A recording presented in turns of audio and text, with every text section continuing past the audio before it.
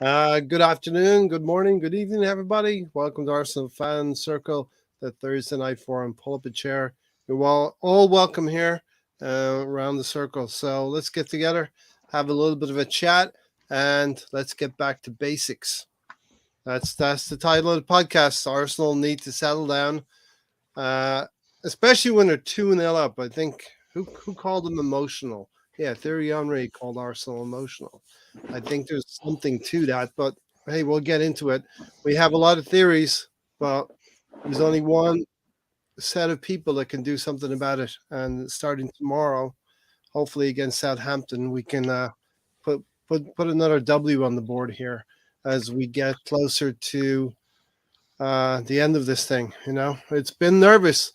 And Gary, are you thinking about Arsenal every day? I guess I am. Yeah, yeah, yeah. Not shouldn't be saying it out loud, but yeah, yeah. Every day I think about them. There's no They're shame. There's no looking. shame thinking about where we are, where we come from, Yeah, and where we're going. And if yeah, we can get another 3 points every 7 days or so, right? yeah, yeah. I just have this. I, Arsenal likes to, as Stan said it earlier today on the show. Or also, I think Stan said it, but Arsenal likes to do things in threes, and we're in that three-game stretch right now, which should be, as we stated last season, similar time of the season, 3 wins that we win one of them, good things could happen to us. We're Mm-hmm. back in that same boat again.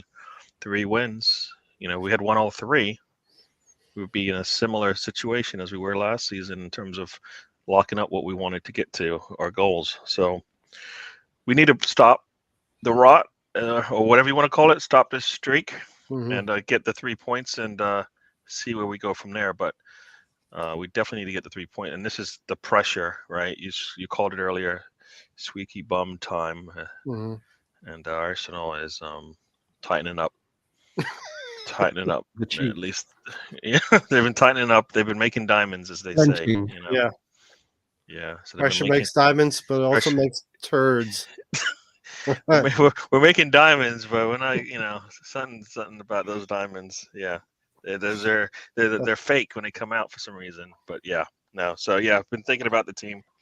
How are you? Um, How you been doing, Stan? Yeah, listen, I've been thinking about Arsenal every day. I consume. It's all consuming, and then we ask ourselves, how did other teams do this for 5 or 6 years, competing with Manchester City?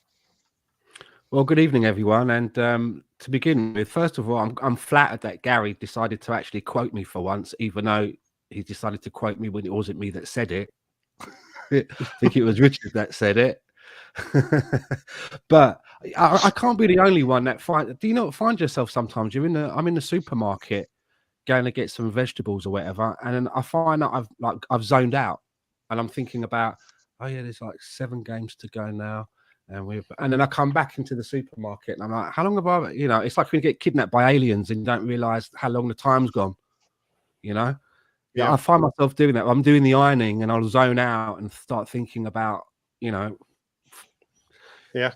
I remind injuries myself of and what's, yeah. I remind myself of fever pitch. That the teachers in a new relationship, they're going shopping right around Christmas time, and this is based on the 1988-89 season. And she says to him, "You haven't heard a thing that I've said, have you?" And he finally comes clean. And he's like, "We could win the league this year." Yeah. you I'm know? doing things like that as well, just saying it in the middle of a sentence when I should be, my missus is telling me something important, you know. Yeah. No, Well, listen. she'll tell me something really important, about our, bills and stuff like that, and tax returns and that, and then I'll just reply with something like, "We should try Trossard as a left eight." Yeah. Yeah. We will get into all of this. We got a little bit of time here tonight. We're going to spend with everybody, either watching live with us or on rewind. There's a lot to talk about. And tomorrow, Gary, we have a game. We have Southampton. 2 draws in a row here, 2-0 leads, given away pretty much, taken away from us. What would you want but the bottom team coming into your home ground and we're ravenous for 3 points? It's crazy. I think when we played Bournemouth, they were towards the bottom, if not the bottom of the table. So, and you know how that game went. Hmm. So once again, we're back Nothing's. here. We're back here again. And yeah, it. We need to, as I say, correct the ship, right? Mhm. We kind of. It's good. It's good and bad. It's good that we are our worst games, at least at this point, are still are draws and not losses. Because last time we did this, they were losses. So this time around, at least we're gaining some points and giving ourselves a little bit of a window of opening up, giving ourselves a little bit of a window in terms of maybe where we want to be. But yeah, now this, I we need to return back to form, whatever that is, with the team that we have. Yeah, For me, that should be easy. If we don't score at least 3 goals, then we're still not back where we need to be. You know, that's yeah. going to be the first thing. We should be able to win if we score 3 goals, but we need to score 3 goals just to show at least that our offense is back. Yeah, and we've been talking about complete performances, and we haven't had that in the last two games, Dan. Complete No, performances. We've gone from that water being scalding hot. We've been so hot. We've been scoring goals. We've been have been exceeding our wildest dreams. 2-0 up at Anfield and 2-0 up at the London Stadium within 10 minutes. And then the temperature of the water gets so cold and something happens after 40, 45 minutes. there's something about our defense that I'd like to bring up, because if you go through our, who our favoured back four is, we all seem to like Zinchenko, we all seem to like Gabriel Megalegs, we all seem to Mm-hmm. like Saliba, we all seem to like Ben White, and we all seem to like Aaron Ramsdale, who's behind those four. But why is it, if you look at the actual table, especially at home, why are we so leaky at the back? And this is before, we've had to have a bit of a shuffle by bringing in Rob Holding and not being able to rest Ben White because there's no one else. But we like all those players as are named as individuals, but there's something not quite right. We're leaking too many goals, and we've been fortunate enough that we've been able to come back and outscore the other team. But I'm not sure how long we can rely on that. And now with the sharp end of this season coming up, and our back four is not our favoured back four now, because Saliba doesn't look like he may not be back until next season. So, Mm. we're going to have to continue with Rob Holding. Ben White, if he does need a rest, what we're going to do there? Who's going to come in and cover for him there? And, Zinchenko, as we've seen, can be prone to leaving his defensive duties behind him when he ventures into the midfield. So, as Yep. it's a worry for me, our defense, because I'm not sure how long we can continue to ride our luck by trying to outscore the other team. For me as well, with this next fixture coming up against Southampton, had we done the business against West Ham, it could have been a good time to maybe rest or rotate. Someone like Saka, who people have identified as maybe looking a bit jaded, could have had a bit of a rest. But because of that, the last two performances now, I think it's important that we field our strongest team so that they get back into the mentality of winning ways. They've got to get back into that winning groove. By rotating now, you don't want players to think that they're being dropped instead of being rotated on the back of performances. Do you see where I'm coming from? Yeah. Because at some point Yeah. we have to keep relying on our first 11, because there is a drop off by fielding a second 11. I'm actually torn on this one. Whether we use this fixture to mix the team up a little bit and bring a couple of players in that need minutes, from the squad, because we're starting to realize, Gary, that our season is only going to be as good. I think any team season is only as good as the squad that they have. You're going to have to use or need to use these players at some point. And we've seen Manchester United go out of the Europa League tonight due to squad and injuries, deficiencies for them. Haha. Yeah, we can laugh a little bit, right? But Gary, where do we go from here? What do you want to see tomorrow? Do you agree with Stan? Roll with your best team, your better players, or do you want to mix it up a little bit? Because I think I want to mix it up a little bit. Yeah, before I get into that, I just want to say hello to everybody. So Stephen, BX Mhm. Gunner, Mr. Tom in the house, welcome to the show. Yes, I've heard a lot of people, and I think I was on another show, and they had a list of they had about 10, 10 entries in terms of lineups, and they're crazy. People had some crazy lineups in there. Like things like Trying bringing to- back Bakary Sagna to play at right back. Well, no, they had like Walters, and they had Yeah. Jorginho and Partey together and stuff like that. And it was like, ooh, um, n- I'm a broken record because I've been asking for rotation since day one. I've been told that we don't need to rotate because you know what, players can play in the midweek and we'll be fine. And now Who we come told to you the end of these the things, season. Gary? Who told you these things? I'm just saying. Now that Not we're names. at the end of this, Not mine though, but names. I don't know. I'm not. I don't know. I'm just saying. I have Where said is these Tony? things, and I've asked. I asked for things, and I don't feel like I'm not. I don't reminisce much, but I just feel like I don't ask for much, but no. I know. No, but I feel like we're in the same. We're in the boat here because You're we always didn't at the altar. rotate in the beginning in the beginning of the season, right? We didn't rotate in the beginning of the season. Now at the end of the season, the business end of the season, and people are like, why can't these guys just they rest for 6 to 7 days and they can't get in the flow? And that's probably the problem. They are sitting around for 6 to 7 days, and Arteta's not able to keep them engaged. So when they come on the pitch, they look like a team that's rested as opposed to a team that's kind of fallen asleep at the wheel waiting for a game to come every week, because we saw that with West Ham played midweek, right? And then they played us on a Sunday and they looked like they were ready to go, and it's like no, that doesn't even make any sense. So that to me is I believe that to me is some coaching, player management types things that's not going on correctly there, and we'll hopefully figure that out for next year. But But we have to you go two there. I still think want we to have. rotate on the back of a loss. Do you know what I mean? Had we had won at West Ham, we'd be in a winning mindset, right? But having got 2 draws now on the bounce, I think it's important that we get back into a winning mentality and to make sure that happens. Unfortunately, because of those 2 results at Liverpool and West Ham, that will mean playing our best 11. Yep. Did you know what I mean? Because monsters. We created monsters. You know that. Look at the 2 teams that we drew to. What have they done since they played us?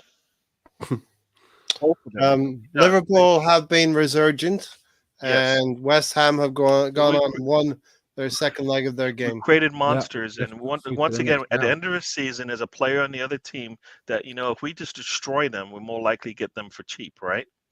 In Declan Rice. And what do?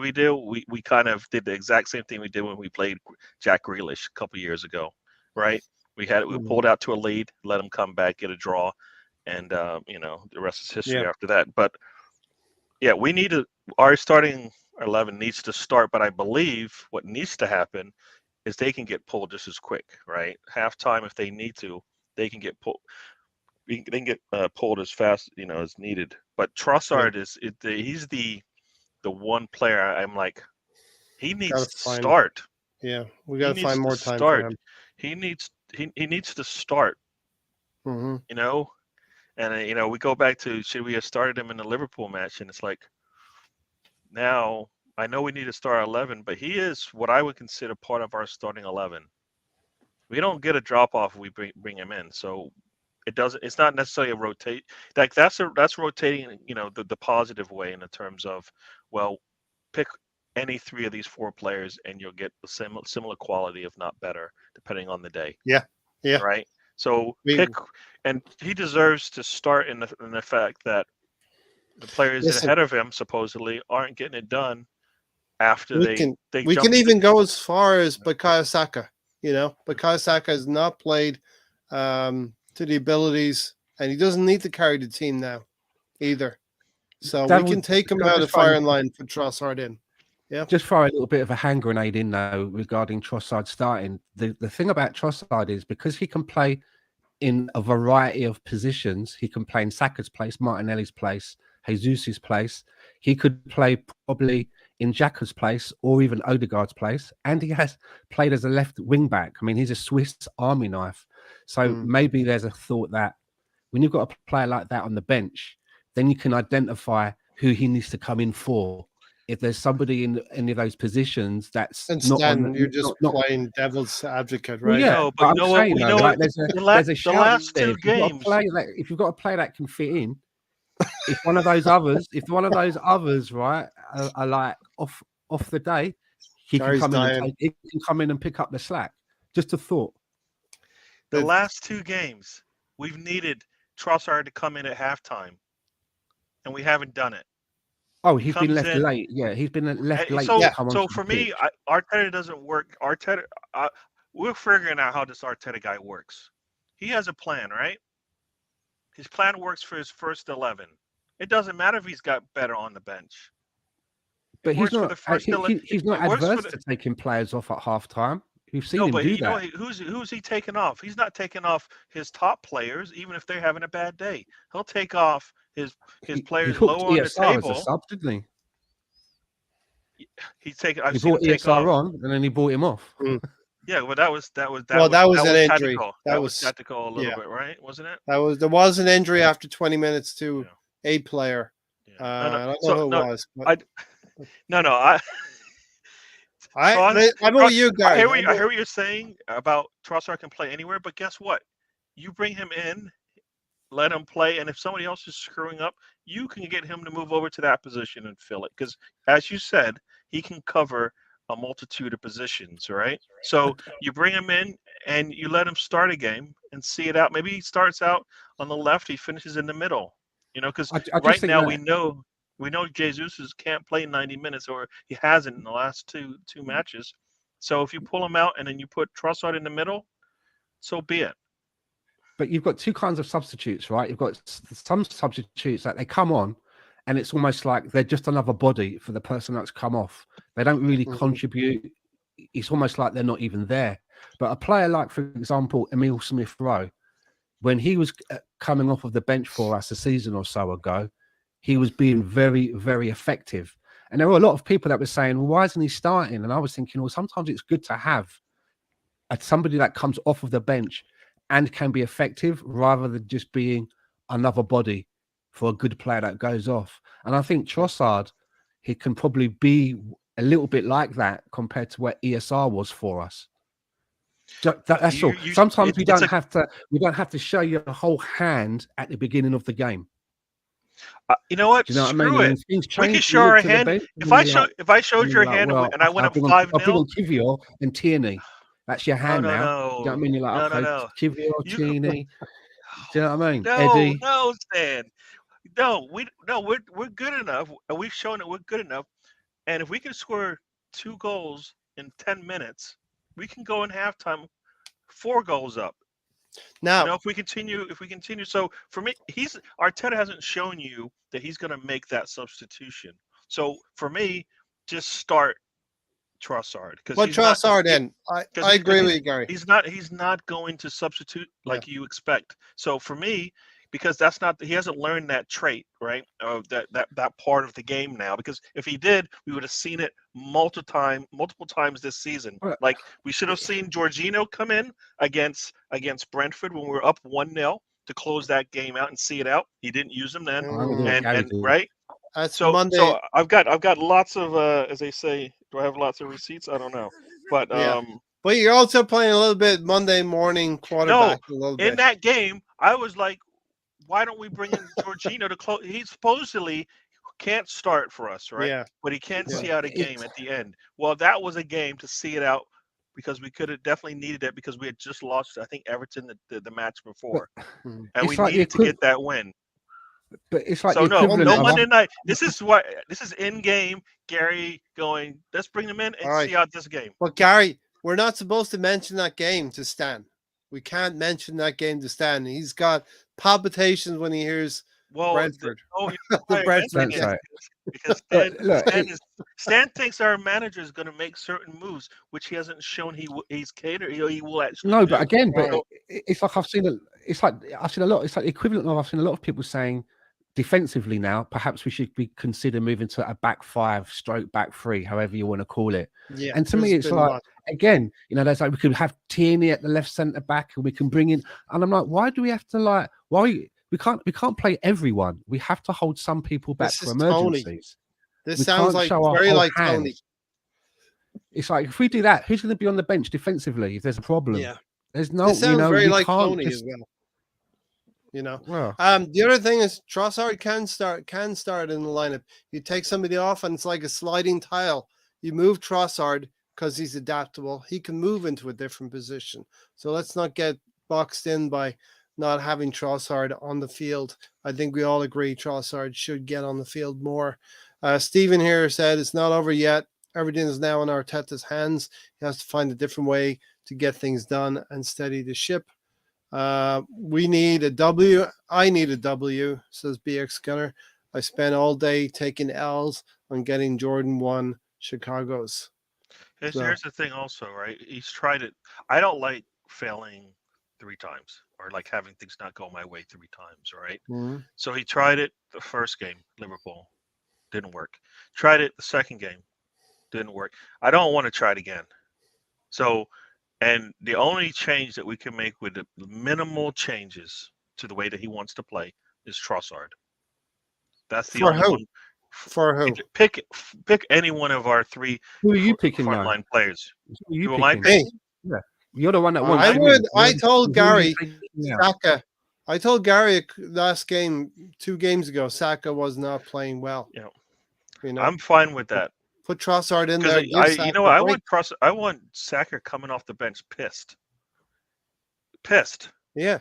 If he's pissed, guess what he will do when he gets the ball out in the wing? And it's Unleash. just him and a defender.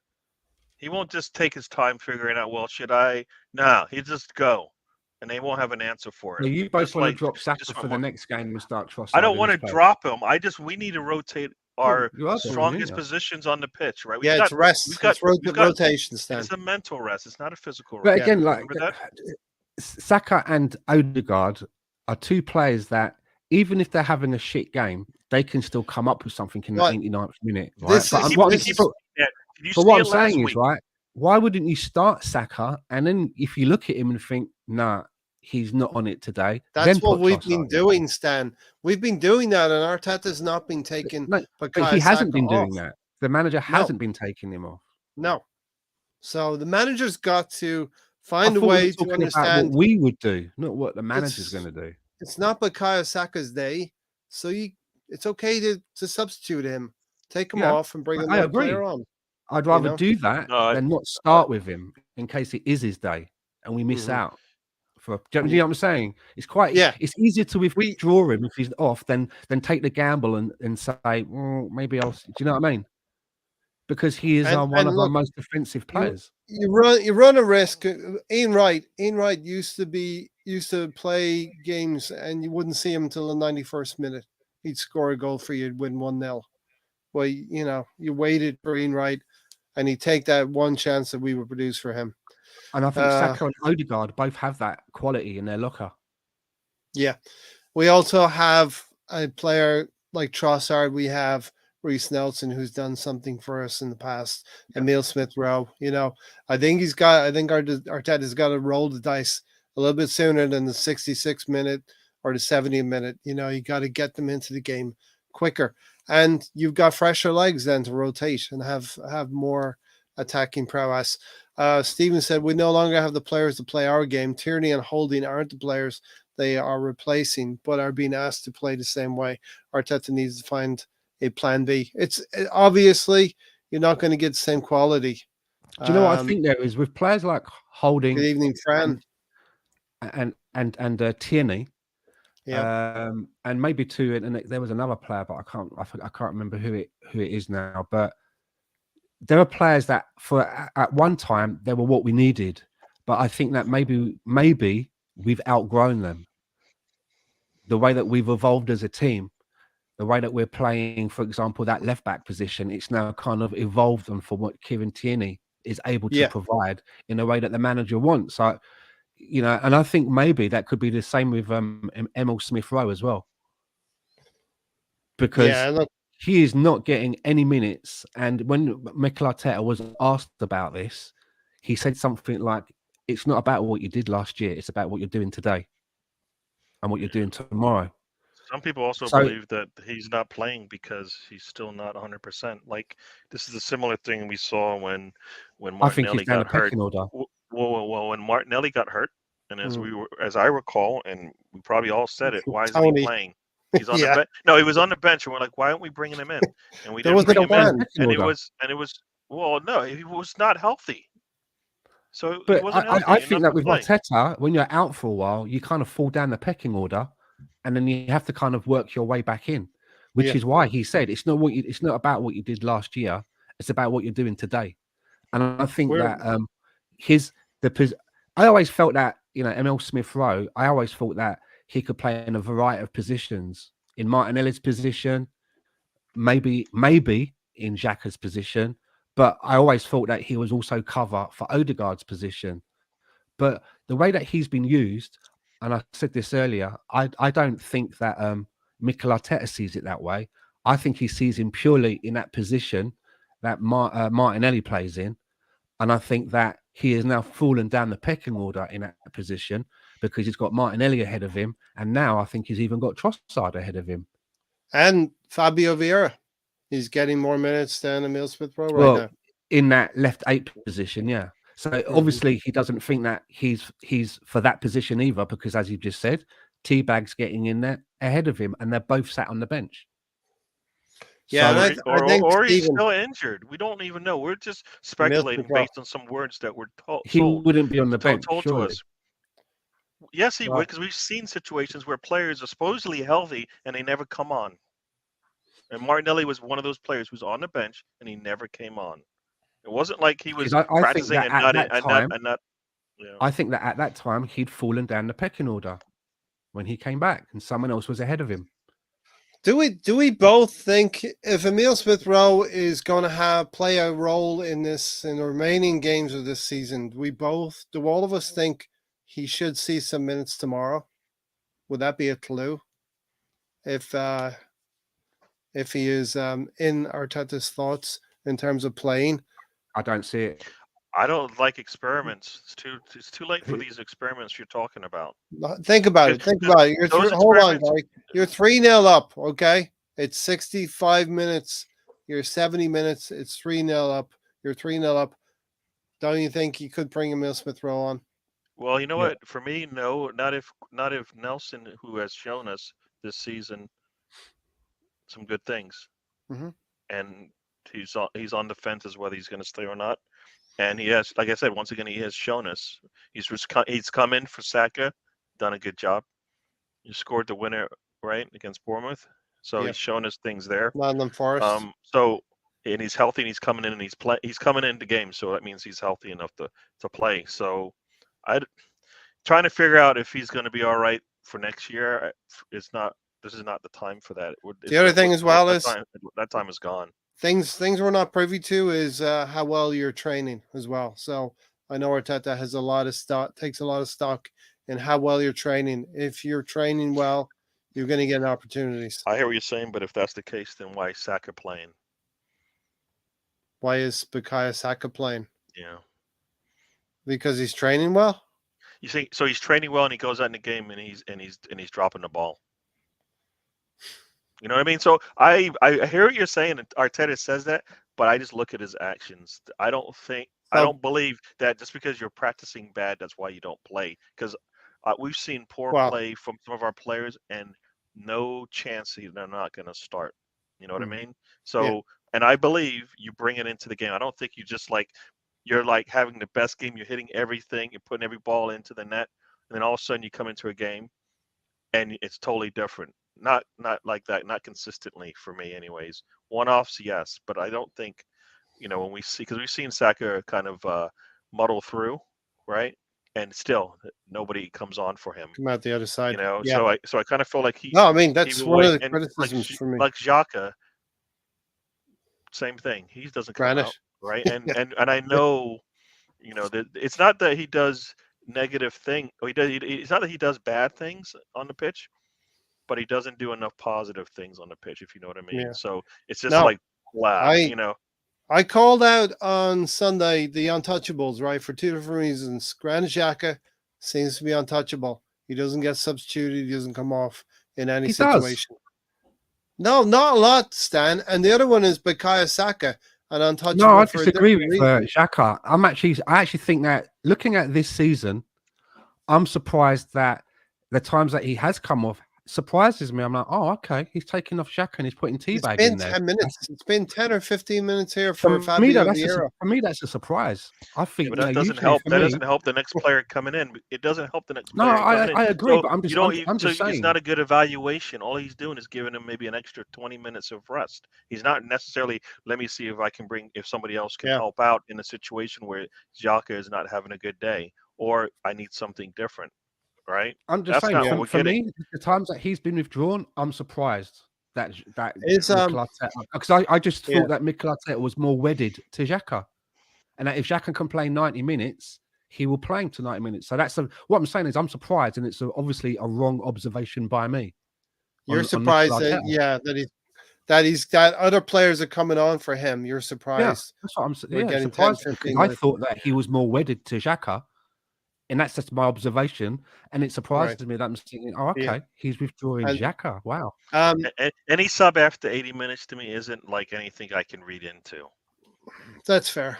That's fair. Because It's because a I think warm up. who was it? You know? Was it like it was 2 or 3 years ago? Um, Tierney came back from an injury, and we're like, oh, good, we're gonna get to see him play. And he came in for oh no, Partey got injured. We were like, oh, I hope we're gonna get to see him play. He came in for like 7 minutes. Came in the 83rd But minute. And what I'm it saying was is, though, like it it's surprises like me that what does that even do that for a might be. player coming off an injury? It doesn't give him anything. Oh, I agree. But what I'm saying is, even It's if a it's for start. 10 minutes, it It's a surprises me start. that if he's going to take someone off for 10 minutes, that, for example, he's picking Xhaka ahead of someone, say, like Saka, who we're looking at and saying he could do with a breather, even if Yeah. it is only 10 Yeah. minutes. So that's what I'm saying. It surprises me. Regarding Bukayo Saka, Stephen has a good comment here, which bears merit. I don't care what everyone says or anyone says. Saka is slowly breaking down both physically and mentally. He hasn't had a break in over 2 years. This is Arteta, it's Southgate, and it's, the The only need. the only coach that can give him a break is Arteta. Southgate gets to see him 2 times every like 3 or 4 months.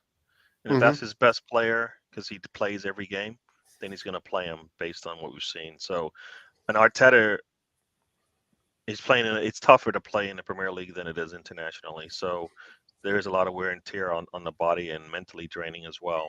So, and we have answers now. We had answers as soon as we saw Trossard play. All right. As soon as we saw Trossard play, we're like, "Yep, we got an answer for our our A front new three position, problem." a new player has presented himself to the squad, one that we've wanted as well, and he's showing good things in the 2-3 months he's been here. He's definitely had an impact, Stan. Bukayo Saka, Trossard, Jesus, and Martinelli across the front three. You see, when it comes to what Misfit's saying here, it's a good take and it's a good opinion, but at the end of the day, we don't know mentally that much really about Saka. His manager does, his teammates do, who can see his personality properly. We don't know. I'd like to think that the managers and the training staff or whatever, are looking at are skilled enough to see signs in a player and realize that if that is happening, that they need to be taken out of the firing line. That's what I hope and pray that we have at Arsenal. I don't think mentally it's an issue because we saw the Euros where Bukayo Saka missed a penalty for his country, came back, had a great season, had penalties, and he scored penalties. He's missed a penalty against West Ham, You know why? and Because he didn't want that penalty. he will come back. He will come back and score again. Why do you feel he didn't want that penalty, Gary? Because the way he took it, he didn't take that like with any kind of authority. The first, like that one time he said it in the Manchester United game, he wanted that. He's like, I'm taking this, and this the one. If you look at the body language, it didn't like the Saka that wanted to take that, not at all. And he took it just that same way. right? We've seen many players miss penalties. Even last night, I'm just Haaland saying, missed a based on penalty. Salah. how he scored Salah missed one. the Yeah, other Salah. ones, and how he took that one, totally different. You look at him. I There know, was but authority. There was a plan of where he was going. There was a second thought in the way that he took that last one. Like I said, I don't think he wanted to take it, and I mean, just the way that it was taken, right? Because you always say, you put your foot through that ball, right? You try to be kind of cute, and you miss, and you hit the post. You know what I mean? That's what that looked like, as opposed to just put it in the top corner and let's get out of here. All right, let's get this win. Right, that's not what we saw from that shot. That looked similar to the one he took in Europa. Just there wasn't as much. There's not as much force in the shot at all. Meaning he's timid and not as sure of where he's going with that ball. yeah. What about the argument that all great Or maybe players he just will fucked it up. everyone misses penalties, right? Everyone misses. Yeah, maybe he just fucked it up on those particular occasions. You know? We saw Mo Salah's missed 2 penalties now for Liverpool. Ivan Toney had to have a penalty retaken after missing the first one. I think he missed it. Haaland, you would have bet your bank on And some of Haaland these penalties, scoring the way they last night. do like the stutter and the little hops and the skips and the little dances and all of that, As I've always said, as the manager of the club, of the person taking the penalty, all you can, they should be able to get it on target. Get it on target. That's what you pray for. And The manager of I think the goalkeeper, you don't expect him to save it. You don't. I don't expect my keeper to save it. At least try and go the right way. And Aaron Ramsdale, I mean, we've talked. We were talking about this earlier. He never looked like. He's never going the right way. So it's like, never what's looks the like point? Save a He might as well just I bet if he just like lay down like this, he might actually block remember it. the penalty shootout that we had recently? There was one where he almost got to it. I'm sure. Yeah. There was one, wasn't it? Listen, it was almost like at one time as well. Only one time I remember him almost getting to one. Stan, you should start printing shirts already. I've seen Aaron Ramsdale save a penalty. Maybe like I've seen Johnny Jensen score a goal. Do it. He will save a penalty one of these days. BX said he went for style over precision. Maybe Saka's trying to change his routine a little bit, Gary. And as you said, maybe you should go with your first thought. You know what I mean? Like I said, it was taken differently and it failed. Yeah. And I just assumed he didn't have to. Yeah, like I do. All penalty kickers change their style, and once in a while they go behind the goalkeeper, and other times they go top corner, bottom. But everybody, you know what I mean. But they usually have some force with it, or definitely some good accuracy with it. So, the best players have missed penalties, so we'll just caveat that. Camp. No, it's not that he didn't miss it. I'm just saying the way he was taken, and that's my observation of why it was missed. It wasn't. It was. So for sure. Let's switch it to the other side. We're talking about Aaron Ramsdale. Some criticism of Ramsdale for that second goal, West Ham. My thoughts, very, very harsh. You remember the Jared Bowen half volley for their equalizer. When you look at it, Ramsdale almost he did get hands to it, pushed it onto the post, but it went in. Very harsh criticism of Ramsdale. I think he's been low key, probably one of our better players in the last few months. When you think about it and compile it, we've been scoring 3 and 4 goals, but he's been making some key saves at Villa Park, 1 or 2 against Bournemouth when we were a goal down or 2 down, and here again against West Ham and Liverpool. Liverpool, what a performance up at Anfield as well.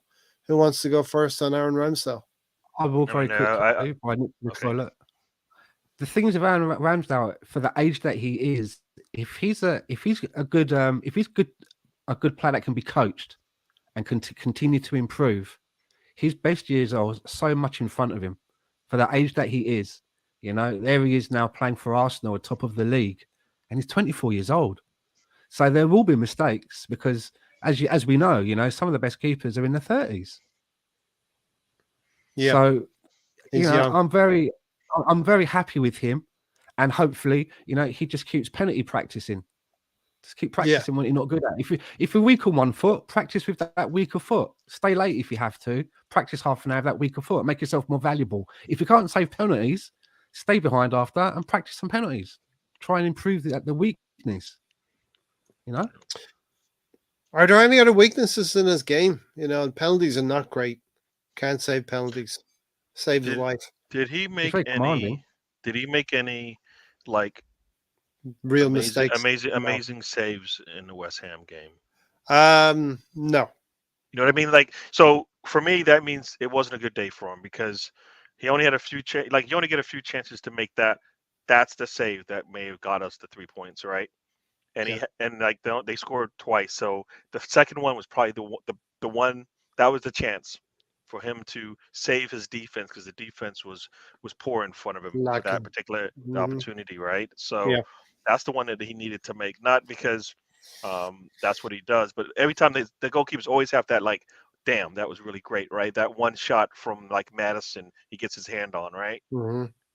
That was the shot for him to make his, stand on his head and basically What? say, look, I'm here. Was that no, I'm not saying I'm not saying that Mm-hmm. I know. he has to, but I'm saying I always talk about those goalkeepers. They always make that one save, and you're like, damn, that was pretty good. And I don't think he did that. That's probably because of the way the game was going.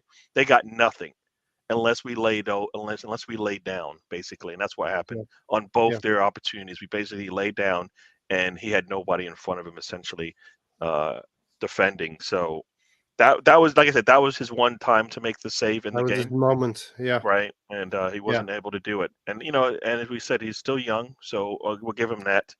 Wow. So looking at the stats here, West Ham had 3 shots on target, and they scored 2 goals. Right, so he only had those 3 opportunities. One was a penalty. On a good day, meaning that defensively and offensively we're putting so much pressure, the other team's not going to get that many opportunities. He has to be able to stand up when we do, let them through, let them through the gates, essentially. So yeah, and it's hard to tell how that happened, how where he was before that happened, because you looked at it and you've got your left side of your defense 5 feet in front of your right side, and it's like crap. Right, and then everybody's running out, trying to catch them off. No, well, that's not what happened, right? It was Gabriel comes way off of his line, and then who else is on the left hand side with him? Tierney is coming up with him because, of course, he comes up with a center back. And next thing you know, you've got Holding and White 5 feet behind him, so they're keeping Bowen on when he goes the other way. Voila, it's all set. Whereas if like people are like, so who's at fault there? Is it Gabriel for being? And I said this, I said this when Saliba went down. Gabriel Magalhaes cannot take risks. He cannot. He has to be the stable one in that back line. Keep his head. And he hasn't been, right? Yeah. So he hasn't been, and that's been a problem. Like he doesn't need to do everything. Not when you've got Holding there, who you definitely need to support.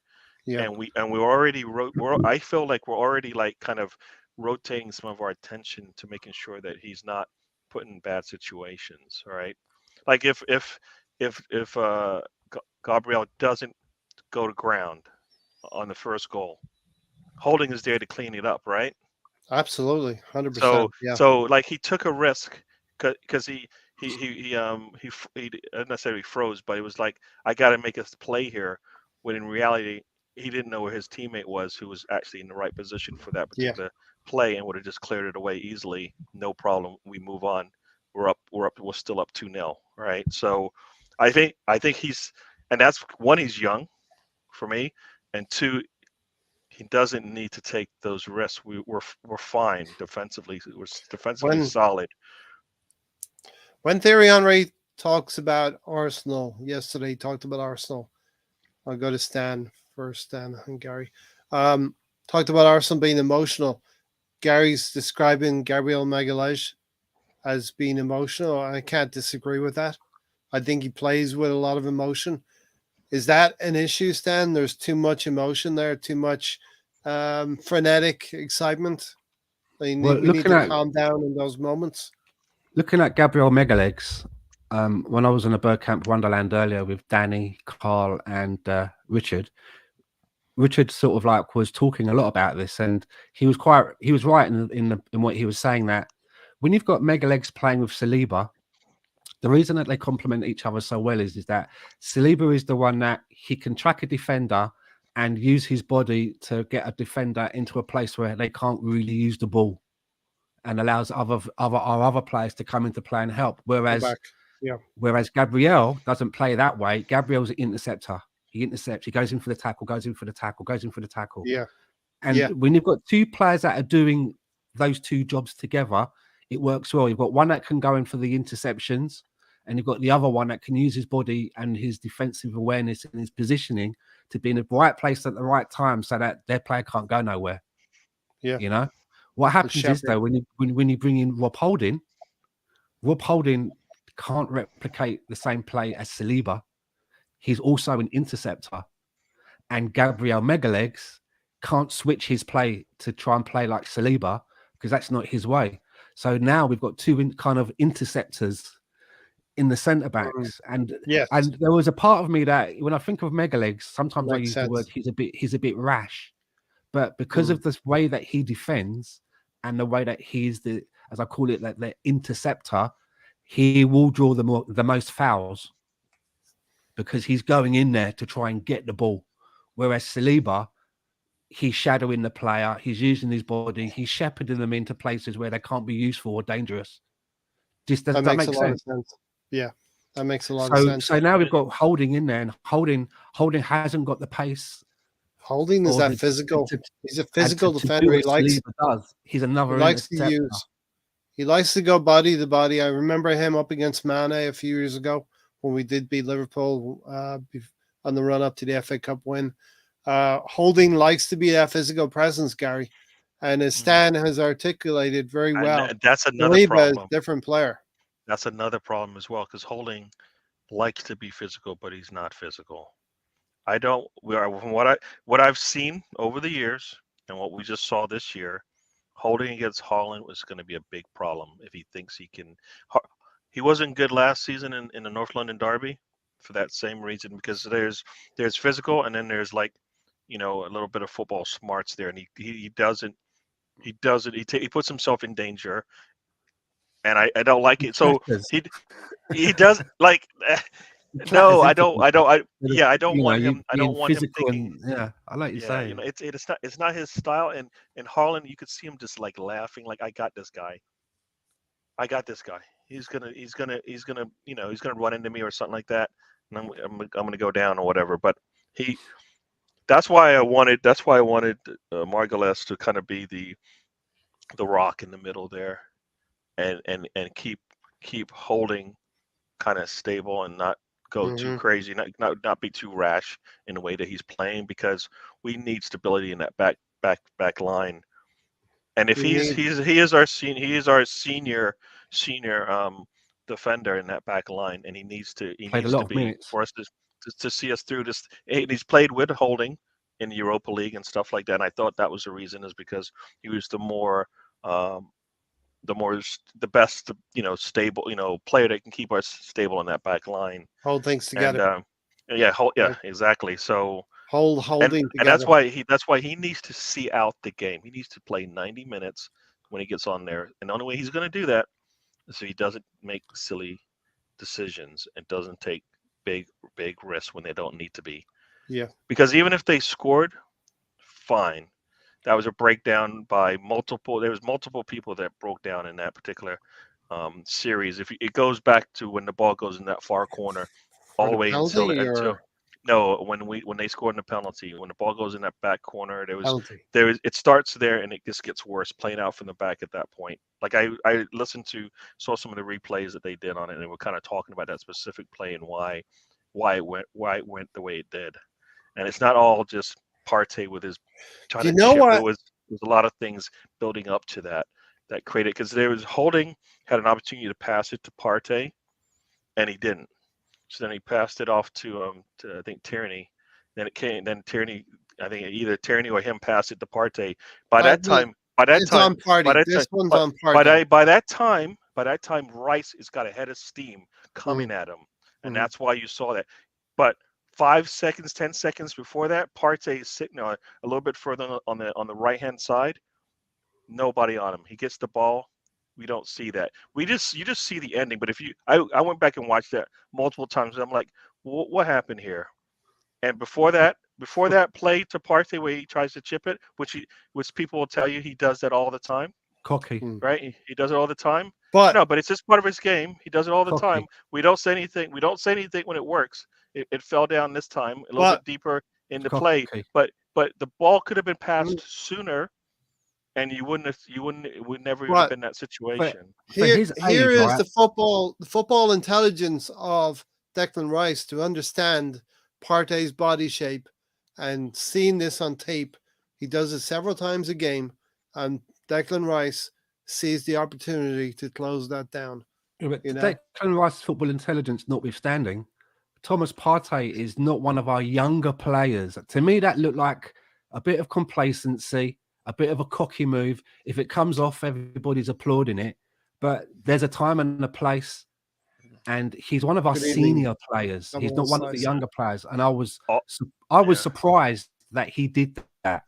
I was like, "What are you?" Thinking? I'm also looking at it. Maybe that pass was given to him in a bad situation where the only way he could he had to do something crazy to get out of there because the ball. To me, it's like set up. To me, it's like it's West Ham, innit? We've got. You're saying that, but then I also feel like, what if he got set up by the pass? Because we see that as well. So, and a pass that's late creates that scenario. There was a number of things there, as Gary said. If it's holding, he put Partey in a difficult position, but Partey's got choices. He doesn't need to try to do that flick. Declan Rice, hopefully we get him this summer. We're not going to get him when the window opens. It's going to be toward the end of the window. Because we also hear the excuse, don't we, or the comment, or the verbalage that this is the second youngest team. They're at the top of the league, and this is like a new place for them. Well, I heard a stat today, which was quite surprising, that in our team there's been like 23 titles won, 23 titles won. You can look at how many Jesus has won, how many Zinchenko's won. Jacko won back-to-back titles with Basel. Tierney's got quite a few. That has not translated to here, so that's not a good example. Tierney's won titles in Scotland. Yeah. Yeah, no, it hasn't translated here either. T-Bag's won 2 titles in Portugal. And so that's not translated to here either. All these the 3 players you just named, none of them translated to us seeing exactly what we saw over there. But what I'm saying is, can't be healthy. Vieira was injured and can't. There's a wide range of players in our team that understand what it's like when you get to the sharp end of the season. Yeah. So there's more experience than we actually think. There's 23 titles spread out of our first 11, I believe. What have you seen from Xhaka? What have you seen from Xhaka that leads you to believe that he was part of 2 title-winning teams on the Basel? I don't see it, so I'm like, I hear what you're saying, but it's not. It hasn't translated to help us. I definitely take on board what you're saying, Stan. That knowledge of being in that position to win things, but understand it's probably the Swiss League, the Scottish League. The Spanish league. You've still got another team chasing you. You've still got to put together results. Do you know what I'm getting at?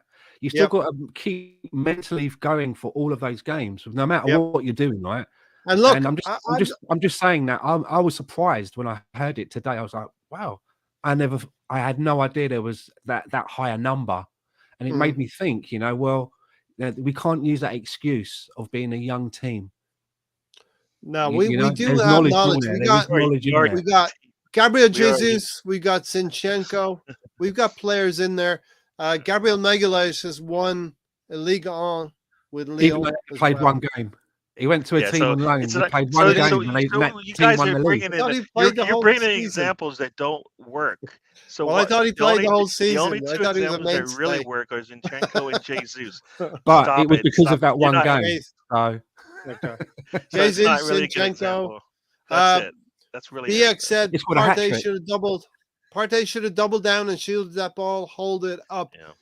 There is a slight arrogance there in that play. You're Okay, going to man. flick the ball over West Ham. We've been running circles around West Ham for 39 minutes, and then the penalty comes because we were slack on the ball. And Mikel Arteta talks about it, It flicking hurts me more though because it was flicking him. balls He around should the look midfield. better. He's he's been Yeah. playing in the Spanish league against Madrid and For Barcelona. Simeone. He's an established player. But you He don't should know believe better. that he could have been set up with a late pass.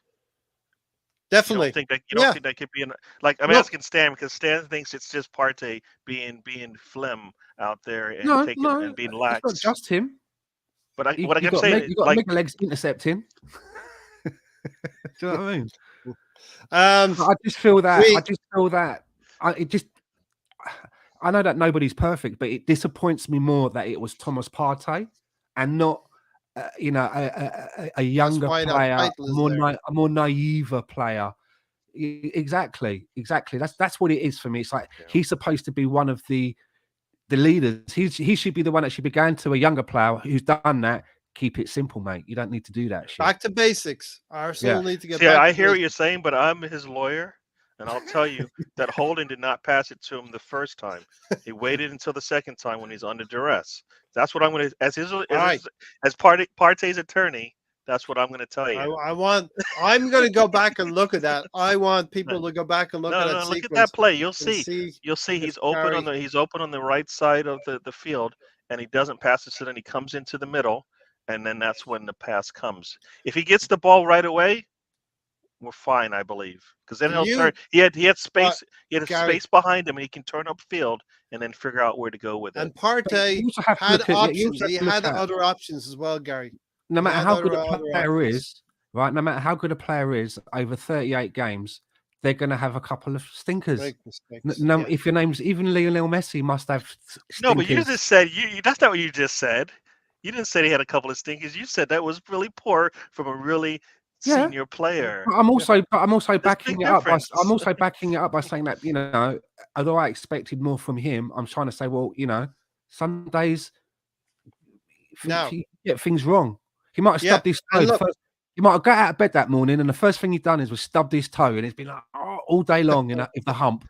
Stan and Gary, after Partey conceded that penalty, because the action that led to the penalty, right? He made a couple more mistakes. You could see he was shaking his head. Things were not going right for him. His game was going downhill. He conceded another free kick and a yellow card. And within minutes, Partey's game in midfield has changed. And I don't know much about this, but because of the religion that he follows, they fast, right? That religion. They don't eat a lot of food. Yeah. Is there anything to do with drink? And they don't drink a lot of water. I don't know a lot about it. I think they can drink water at a certain time, but I don't know whether that has anything to do with your physical performance if you're not, During Ramadan, you can eat and drink while the sun is down or not up, Between the times that the sun has risen, you have to wait till the sun sets before you can eat or drink again. There's some parts Elneny said on Twitter about how it affects your body. You don't actually lose body weight or anything, but it does affect your game, and you have to be strong in those situations. Because not only just physically as well, food and nourishment also is good for the brain as well, right? Not just the muscles and the bones. Going back to Magalhaes as well, I think it's not so much Gabriel Magalhaes making mistakes, but the calmness I think he gets from Saliba also maybe playing a part in this. We are maybe recognizing that Gabriel Magalhaes feels that he has to compensate for Rob Holding's play. Also, you got to keep one eye. He's not. He's played with him already multiple times this season. He actually was the only player. He played every game, if you recall, and he played with Holding. So that's a good point. He's actually played with him. Yeah, so that's a very good point. If he has that style of eating, I suppose you have to adjust to that sort of thing, right? Yep. It's a good Yeah, point. and it does take a toll on your day-to-day thing because you don't have the energy really to do much. So you're trying to store up the energy for a game that was what in the middle of the day UK time. Yeah. Gary is right. It was a problem for most of the second half. We held on to the ball too long. In the first part of the match, it was two-touch football and pass. There is another team in this, but we should never have let them get to the point. Yeah, but Hello, Kitty. I bet you if you look at those, you go back and look at that second half, you will see that instead of making the pass, we held on to it. Yeah, We did, yeah. yeah. You know what I mean? So, and I think that's kind of that's because we've seen it for a while. We're like, why does this look so different now? It's because we hold on to the ball too long, and we don't even want to take that risk to push the ball forward for some reason. All of a sudden, but in the first half, yes, we're fine. All of a sudden, we take a lead, and we don't want to make that pass anymore because it might get intercepted. Whereas in the first half or early in the game, we'll just make the pass, because we Mhm. see it. Um, Hesitation. yeah. Listen, things that we need to do, get back to basics here. I think it was maybe arrogance. I don't know how to. Do you know how to characterize what happened, Stan, in these last two games? Is the same thing happening in the last two games? Are they different? I think that They look similar. when you're looking to dissect something and you're saying, well, if you're looking for blame, whose fault was it that we dropped points? Was it the player's fault? Was it the manager's fault? I think in both instances, it was a little bit from column A and a little bit from column B. For example, in the Liverpool game, Liverpool showed their hand first. They showed us that they were going to go to a more attacking formation, and they brought on Robert Firmino, and we followed that up by withdrawing into ourselves and taking off creative players and going into some sort of a defensive shell. But that's managed. That is the player. Yeah, that's on Arteta though. That's not the Yeah, players. I know. But then in the second game, in the West Ham game, the players showed us that they could control the game for 15 minutes or so and score 2 goals. And then I don't know what happened there. As I say, complacency. Is it players that are beginning to believe their own headlines? Yeah, it's West Ham. We'll be all You right. saw Look this at us. early in the season. This is I kind of feel like we're missing. We're seeing the same thing we saw early in the season because we would go up in games and all of a sudden we're like, why do we just stop attacking? And yes, I understand the other teams out there, but not like as soon as we score, we're like, all right, let's go for the next one, and it's like immediately, no, we can't make that attack. We can't attack anymore for the rest of the game, and it's like I know teams are good. They can't just stop us dead in our tracks just like that. For 70 minutes, we did nothing. There's 80 minutes in that game against West Ham. We didn't do much, Yeah, we didn't do right? much, even Right. after Bukayo Saka's missed the penalty. I'm But to me, like I think it's more about 30 minutes to complacency, go. cockiness, complacency, I don't get this maybe cockiness. believing. You Hold think on, we're really hold on. cocky out there? Maybe believing a little bit of your own headlines. Like it's no different than when you see a player trying to do a cheeky back heel out of their own penalty box, and it falls to a striker on the opposite team, and they score. And you're like, why did you do that? Why did you do that? I know you're Neymar. I know you're whoever, but why did you do that? There was no need I for think it, that. Because I it's think cocky, it's it's complacent, they're riding high, they're 2-0 up. There's a time and a place. And I think that But move, but but people will tell you that Partey for does me, that that same move though, so it's not yeah. something new. I It ain't does. seen that move. I ain't seen that move. Partey He does has it every, it's a Partey Patrick does that move. it's a I've Patrick never seen. Vieira move. I ain't seen him do that move in every game. For me, maybe he pulled it off so well in every other move, it just slipped my mind. But I just felt that You don't I was. notice it. He does because he's always the one thing I liked Huh? about him when he's on. He always knows where everybody is around him, and Mm. he's Yeah, he's got like good you said, awareness. he'll either do he'll either do, he'll protect the ball as he makes that turn, or he'll let it run in front of or past him and he'll go with it depending on what's going on. So when he's on, that's what you get. Gary, So yeah. psychologically, Mm. we talked about this being a young team, and we don't know. We've never played the game at this level with 7 games to go, 8 games to go. Psychologically, there's got to be something there that you have to break through. And you know, and that's that for me, that's one of those things where, as fans, we can look to the City match, right? Guess what? Hmm. Arsenal right now, where we are now, we can't even look to the second pass. We got to look to the first pass because we're not. We know what I mean? Our attention to detail is so gone that, you know, if they are thinking, they got to be thinking about the next pass.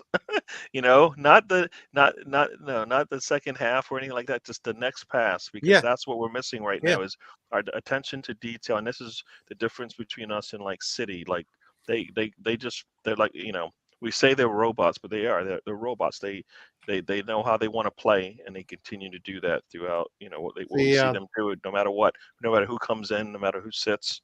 yeah. um The other I thing still, that makes me laugh. The other thing that makes me laugh is people say City have to play every 3 days. They don't have to play the same team every 3 days. On Saturday in the FA Cup, we're going to see a much changed team from Wednesday. I don't. Stan? I don't.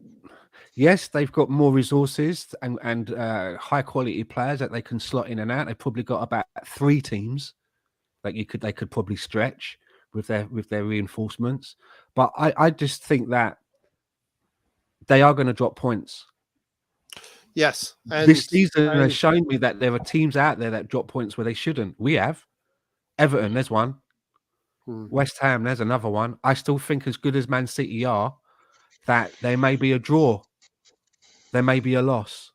I don't yeah. think it's nailed on that and they're going to be like and they doing and they have Harlem and they have Globetrotters to the end of the season. Yeah, yeah, and they have injuries, so it's not like they have injuries, so it's a problem. It's just that it does affect the rotation of players and whatnot, and players that would either be resting or be pulled out can't be because they don't have the numbers to do it. So, you know, they It gives are them an edge, finding though, that as right? well. It gives them an edge, though, because if they have an injury, the person that's coming in is of a higher quality than maybe what we may have in a certain position. Do you know what I mean? They have that, which is why they're being investigated. yeah. Allegedly. Listen, we're trying to build our squad in a similar fashion to where we can possibly one day, hopefully, we Which I can think is talk about. not even a good idea because we can't. We're not there It's yet. not actually possible if you follow the rules. So why bother? Right? Like we're saying that the reason why they're in the situation they are is because they've bent the rules a little bit, right? That's what we're saying, and that's what Yeah, the FA is saying. So to it's say not the to say that's the way you have to play is kind of false because it's not true. It's not. The, Nobody can do that. No, nobody well. can do that. Don't the tell fact me of the that matter is, they right, have got. Don't tell me that they're playing 3 games a week when they have 3 teams that they can field, and they're the fact looking at Arsenal saying, "You just have to play 1 game a week, and you can't do it, Arsenal." Well, I don't think it's fair. I think it's a level playing field in that respect. You know. Yeah, the fact of the matter is, right, we're still not into a place yet where we can't play a second string team that's competitive in the early rounds of the Caribou Cup. We still have to use Hmm. certain first 11 players, and FA that Cup, needs to Europa change. League. That needs to Yep. change because we're now dining at the big table in Europe, which means that we can't afford to play our first 11 in every single competition if we want to win something. Yeah. Yep. Trophies. And here we're still trying to get to the first target, 75 points, which everybody probably thought 75 points was 77 points. That's our first target. okay. All right, Why? 7 That's because tomorrow. Yeah. yes, Yeah. 77 Go points is what our past it. target. Yeah. That's what no, that's where that's our target right now. Yes. We need to get to 77 Absolutely. points in 1 game. We can do it. And So look, we're in this position. Let's go on and challenge. Let's go on. It's Stan.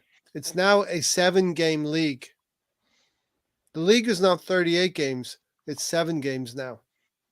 See, the thing is, right, I mean, I don't know how often is it that the team that starts off on the top of the league on the first day and doesn't lose a place goes on to win it? Because that's what we've done. We've not been in a situation where we've been like, you know, in fourth place, for example, and only are 2 points away from second place, and we're scrabbling to leapfrog over.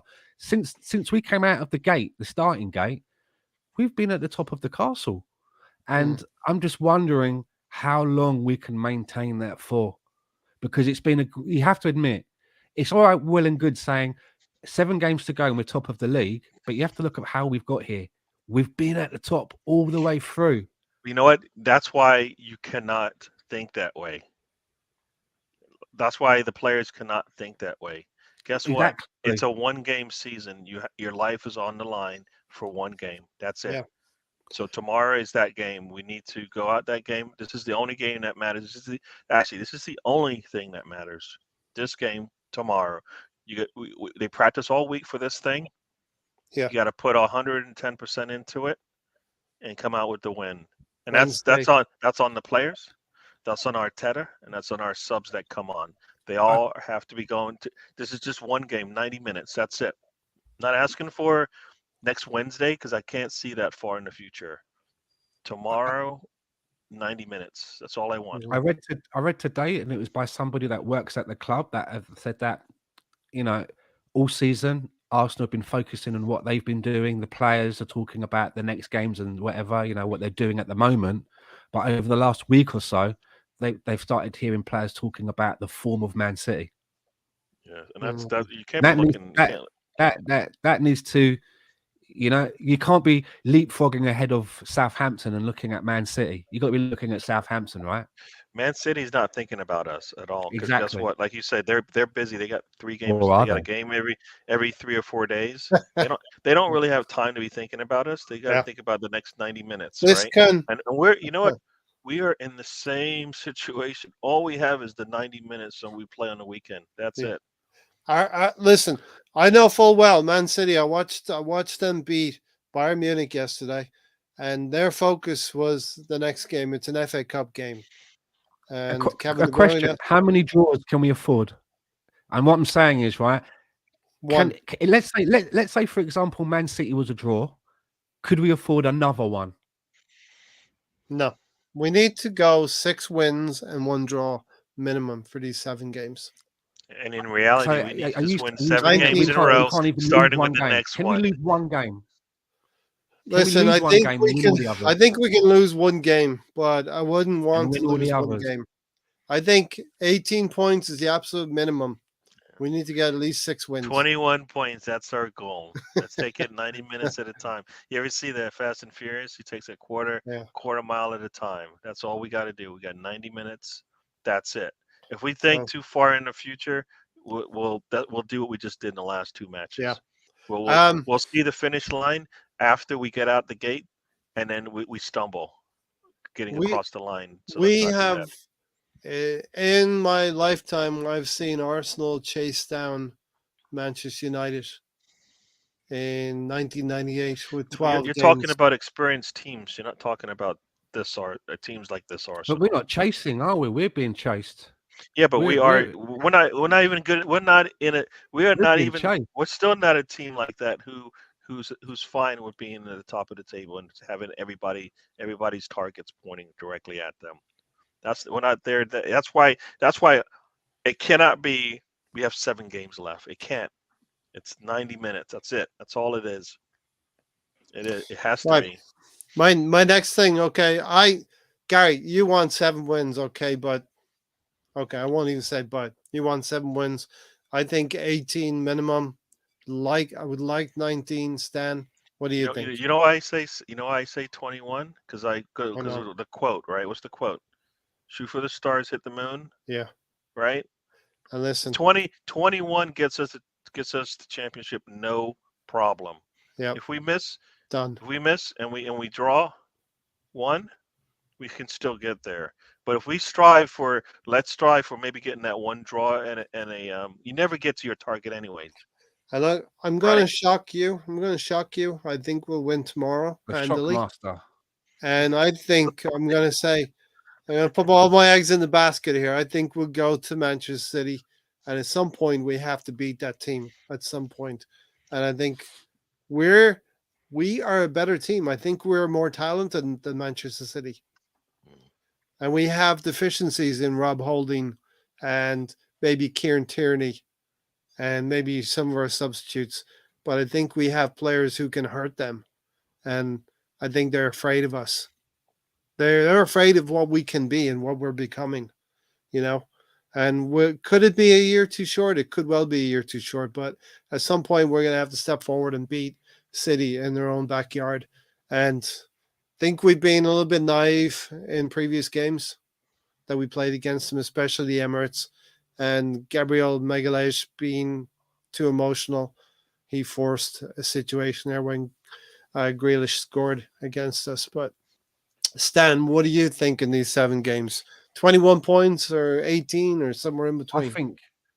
I really think that looking on the balance of it, I think that we've got everything against us. Doesn't mean that we can't overcome it. But, you know, if I was just beamed down from out of space and someone said, look at what's going on here, and they showed me everything, and I was looking at it, I say, well, Arsenal looks to be at a really big disadvantage because in the next 7 games, it only takes, you know, injuries, man. Injuries can happen at any moment. Suspensions can happen at any moment. And we're kind of running on fumes, as it were, when it comes to available bodies. Whereas, as we've already discussed on this broadcast, Manchester City have quite a big bag of spare players that they can dig into and pull out. So we've got everything against us, but we had everything against us in '89. Liverpool were probably one of the best teams in Europe at that time. And not only did we have to go to Anfield and beat them, we had to beat them by 2 clear goals. You know, there was like a little twist in there. You can't just beat them. You got to beat them like this. And, you know, a lot of people didn't give us any kind of a pat on the back that we were going to do it. And we did. Yeah. And what I'm saying is, I know that we're talking about what we need to do, and that is the important thing. If you're in the changing rooms, you can only look at what we can do. But I think we've got a privilege, us lot looking in at podcast world and looking top down, we can look at Manchester City as well. And as I said earlier, maybe they'll trip over something along the way where they shouldn't, you know? Yeah. It's very possible. You look at some of the results that we've had that we think, how did that happen? Some of the results that have happened in other teams in this league. There's a few twists and turns yet. And I don't think that Man City are going to go out and win every single game. There could be a trip up here and there, which may be just what we need. A little bit of luck. There's 2 teams for me that are key to all of this. We should become supporters of Brighton, and we should become supporters of Brentford, because Brighton have a chance to be very competitive and go for Europe this year. We have an easier game at the Emirates versus Brighton, but Manchester City will have to go to Brighton probably in between the penultimate weekend and the final weekend. That's going to not be necessarily so though. Our away form seems to be better than our home form at times when it comes to goals in the net. Yep. I've been looking at that's quite odd, right? That's quite odd, isn't it? Our away record is better. Our away record is better than our home record, and City's home record is much better than their away record. City have 40 points from home games. Makes our fixture interesting then. Yeah. City have 40 from 15 games. City have 40 points. They've only collected 30 points from 15 games away from home. Man City have. And they have to play 4 away games. The away games for them, Everton away, Brighton away, Brentford away, and Fulham away. Now, Fulham may be on the beaches. Fulham might have already packed up their bags. But they like to play football, don't they? You've seen them. They do like to play football. They don't just kind of, we'll just do 2 banks of 4 and whatever. You know, they do like to play. Everton away, Brighton away. Reborn there, isn't he? Willian. Reborn Brentford. Yeah, Brentford on the last day of the season, they have to go to Brentford. And while we'll be playing at home to Wolves, we have 4 very tough games. Yes. After this Southampton, we got to play City, we got to play Chelsea, Newcastle, and Brighton. But Gary, these 4 away games for City could be critical in terms of what happens. And the the record between City's home record and their away record is quite striking. They've got a 10 points difference in terms of what they're getting home and away. Man No, for City sure. have. Yeah. So City are very strong at home, but they've only got 30 points from their. They've lost 3 games and drawn 3 games out of 15 in their away record on their away days. So, do you see any crumbs of comfort? I don't subscribe to saying the City's schedule is easier than Arsenal's. There's nothing easy when it gets to these last 7, 8 games. Yeah. No, we are close. We are really close in terms of home and away.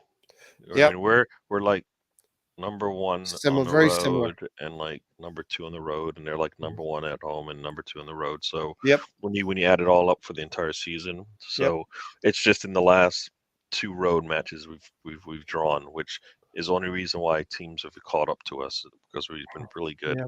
But if you look, like I was looking at the last 8 games away, we're second to Aston Villa, who's really playing well, and City's right behind us. And Mhm. same thing when you talk about the last like 8 home games. I think last last 8 home games we are I guess we're not that we're sitting 4th right now, and City's sitting 2nd. So it is Mhm. it's really tight, but it is.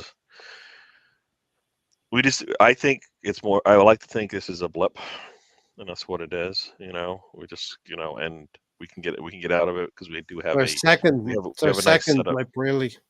Yeah, That Everton, yeah. Brentford, and City.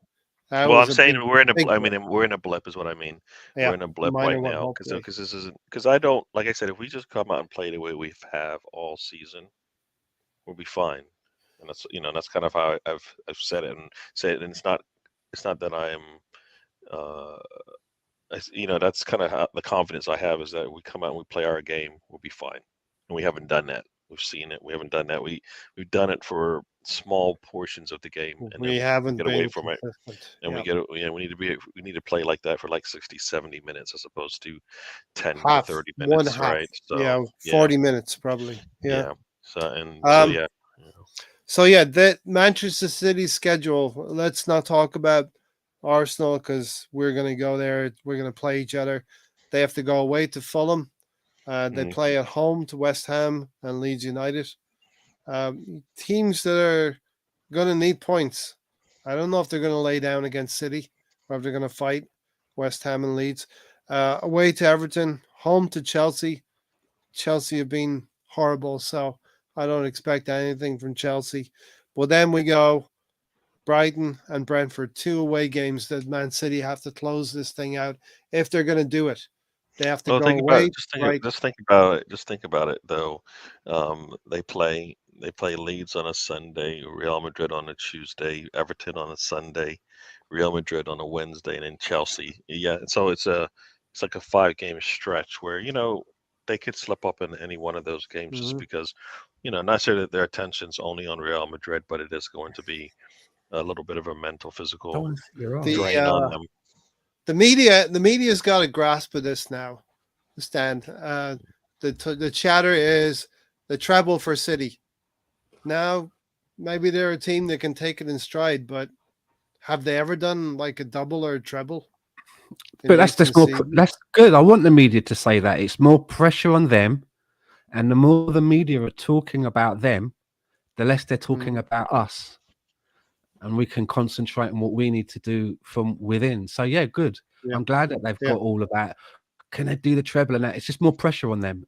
Their main goal, as much as they want to win the league, their owners, the prize for them is the Champions League. That's what this is yeah, all about for them. yeah.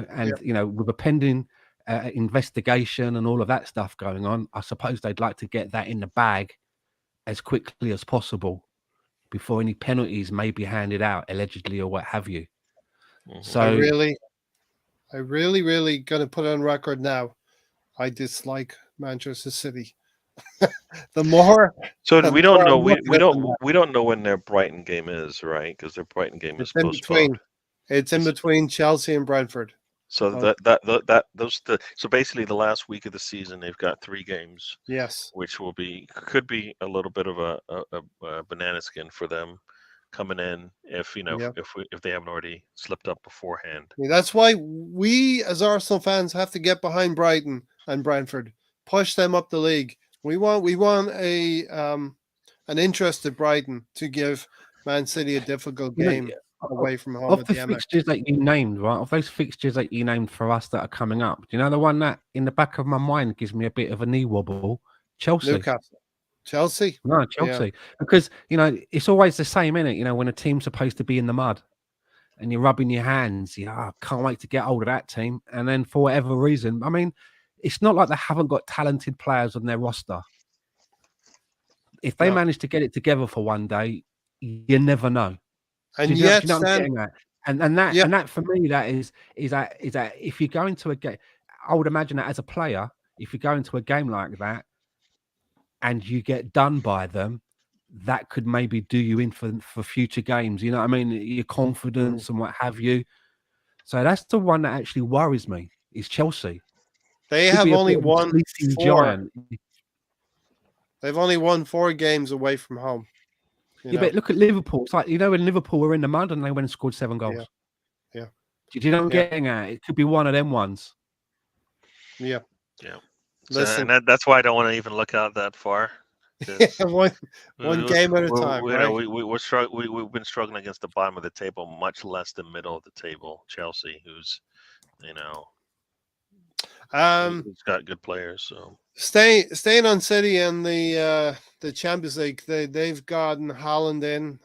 The transfer fee was reasonable, but we know that he's getting paid handsomely. They've brought the player in that they feel can win them the Champions League. That connection with Kevin De Bruyne and Haaland is a potent one. Grealish is going to do his stuff. He's a decent player. He's going to dive around the place.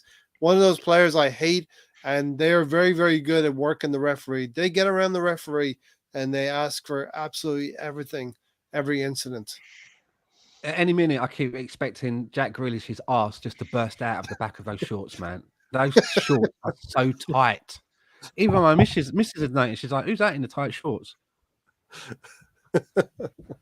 Tight. I think he buys his shorts right a size small on purpose. One size too Gary, small. you've seen it. Come on. I'm trying. No. You've seen the calves. You've seen the shorts. This is not kind of what I'm looking at when I'm watching the football. It's just some guy's butt. It's almost like he's wearing a pair of Daisy Dukes.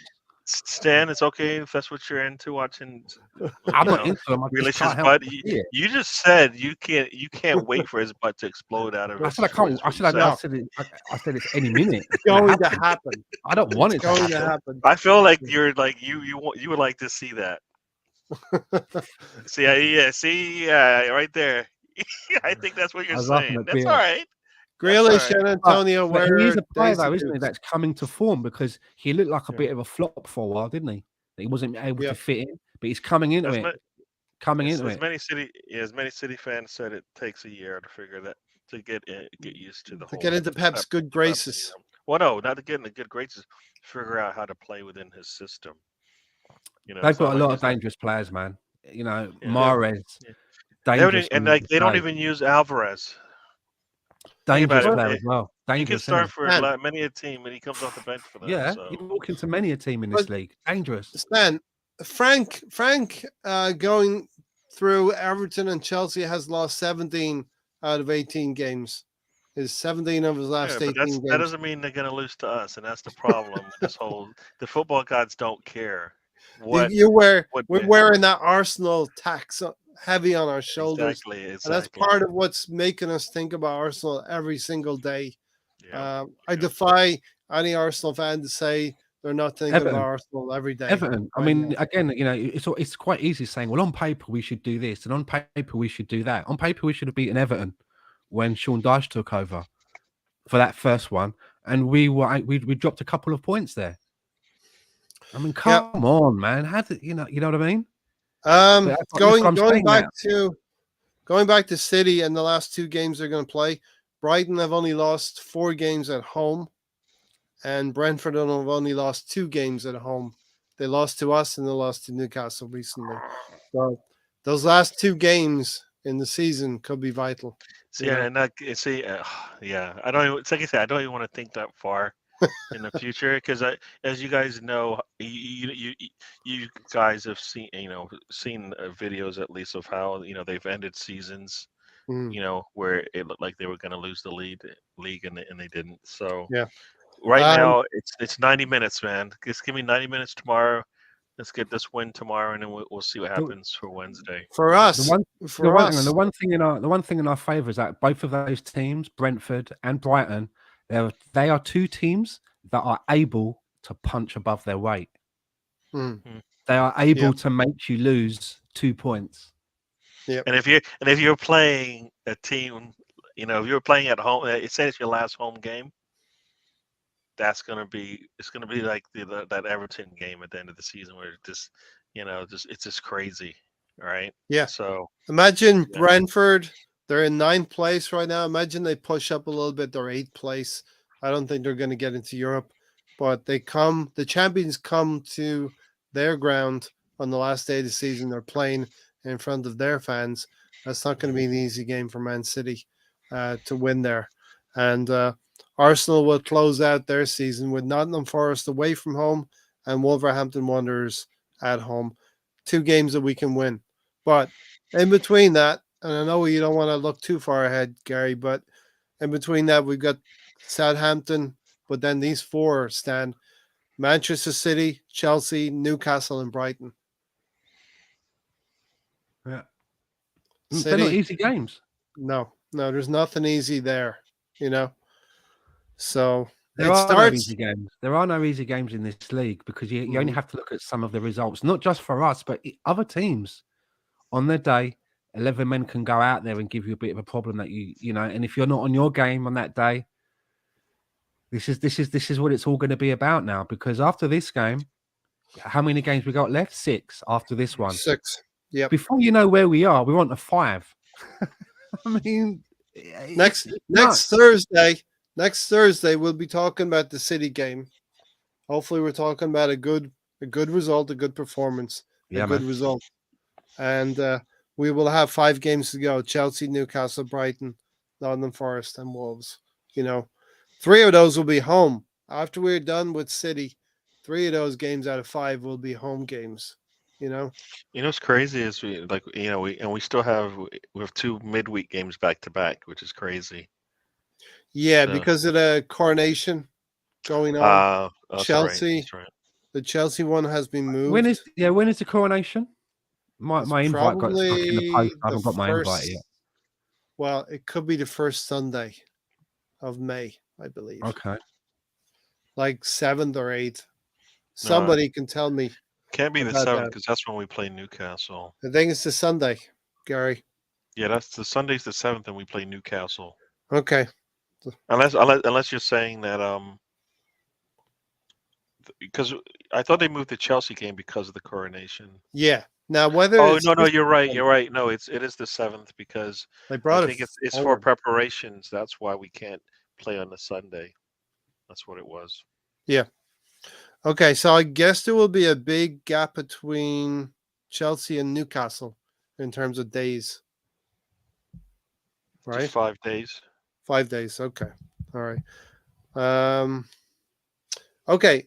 Speaking of Newcastle, Stan, they have lost 1 game at home against Liverpool.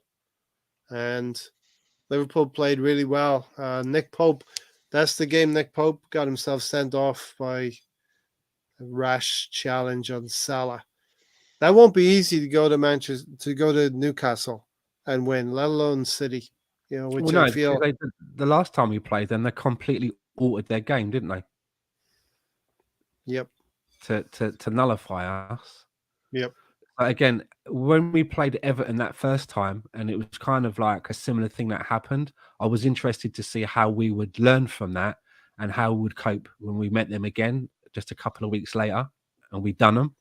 So I'm interested to see what the manager has learned from when we played Newcastle earlier in the season, and how we can counter that to ensure that we get all 3 points. Yep. Of course, Gary, you And, probably and don't since, want to look that far one thing ahead. as well, since we last played them as well, they've got more players Here's back Tay. because Isak is back now, isn't he? He wasn't playing for them the Isak last is back. time Yeah. that we faced them. So We forced them into factory settings at Emirates. We forced them to defend for their lives, and they did it, Gary. Newcastle No, got we out did. with a 0-0 draw against us, and probably gave a lot of teams the blueprint against us for a couple of weeks. Everton took that blueprint, ran with it. Brentford took that blueprint and ran with it. And I think getting Trossard in helped us overcome low blocks since then. True. You True. know. No, for sure. Yeah. All right, so let's finish up on Southampton, then we'll have a quick word about City and the other things you want to talk about. Then let's talk about Saliba. It doesn't look good. It looks like the club is trying to keep this positive without letting anything out of the hat before we play City, at least. I imagine after we play City, it will be revealed that Saliba will not be able to play for the rest of the season. Yeah, I don't even understand why we kind of hold back that information because it doesn't really do any. Yeah, he's not playing. He's barely practicing. It doesn't So create it's any not. damage.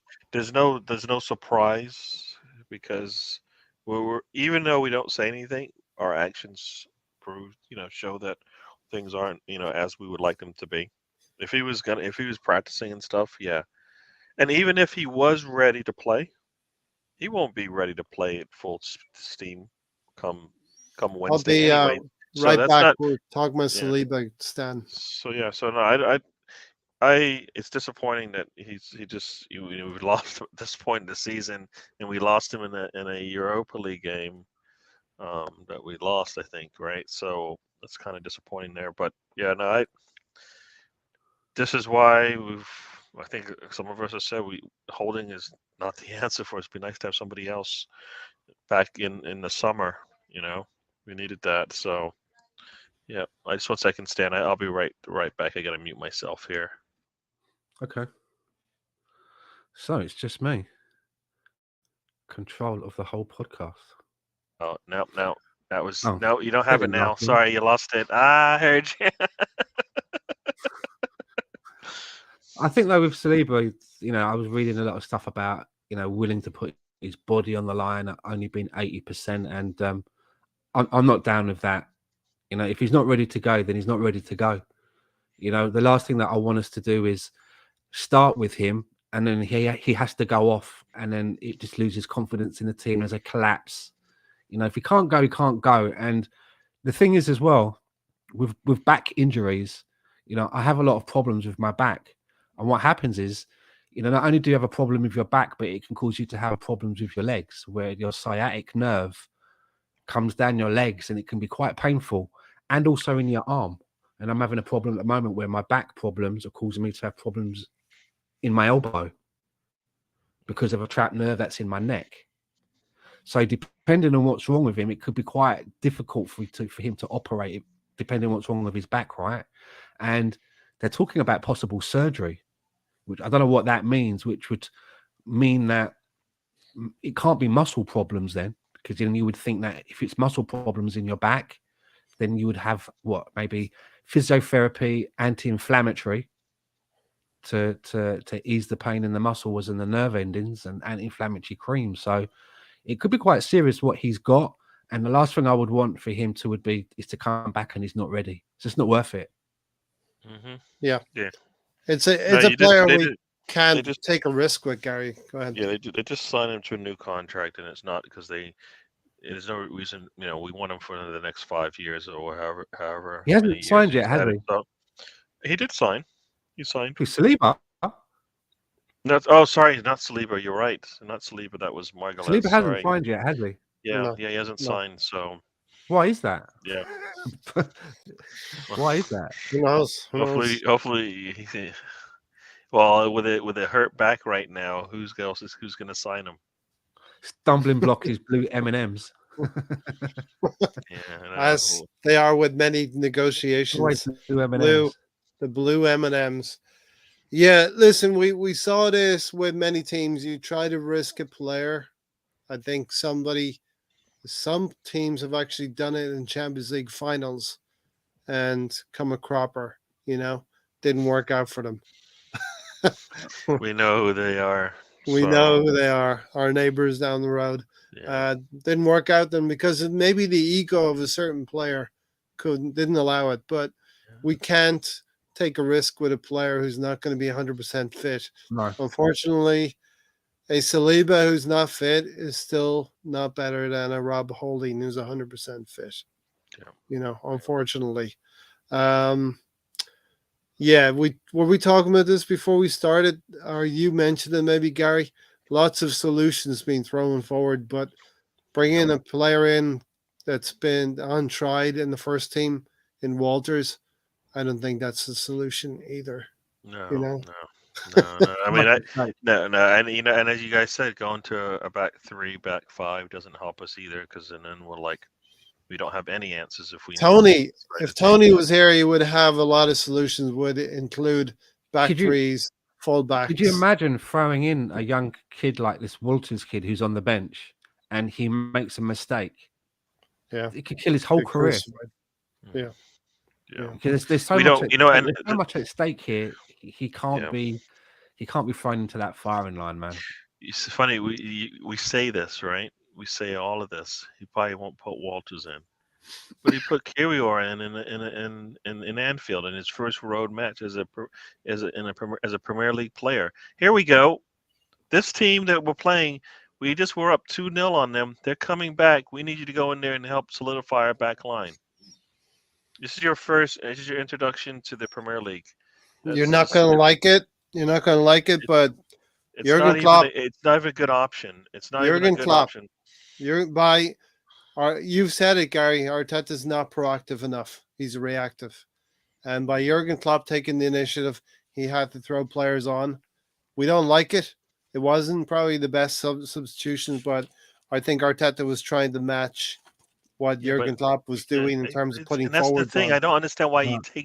why does he take the dumbest risks? Like he had so many other risks he could have taken. Tierney could have come on. Exactly. But you're gonna Yeah, take that's the risk you're gonna take? You just need to man, it's a false nine. It's Xhaka in the back in the left back. It just no, don't yeah. do that. I've heard some people talking about he's using Granit Xhaka now as in the left, but we don't want to see that in that left That's back not and that's position not we can't close out for games that certain way. parts of the game.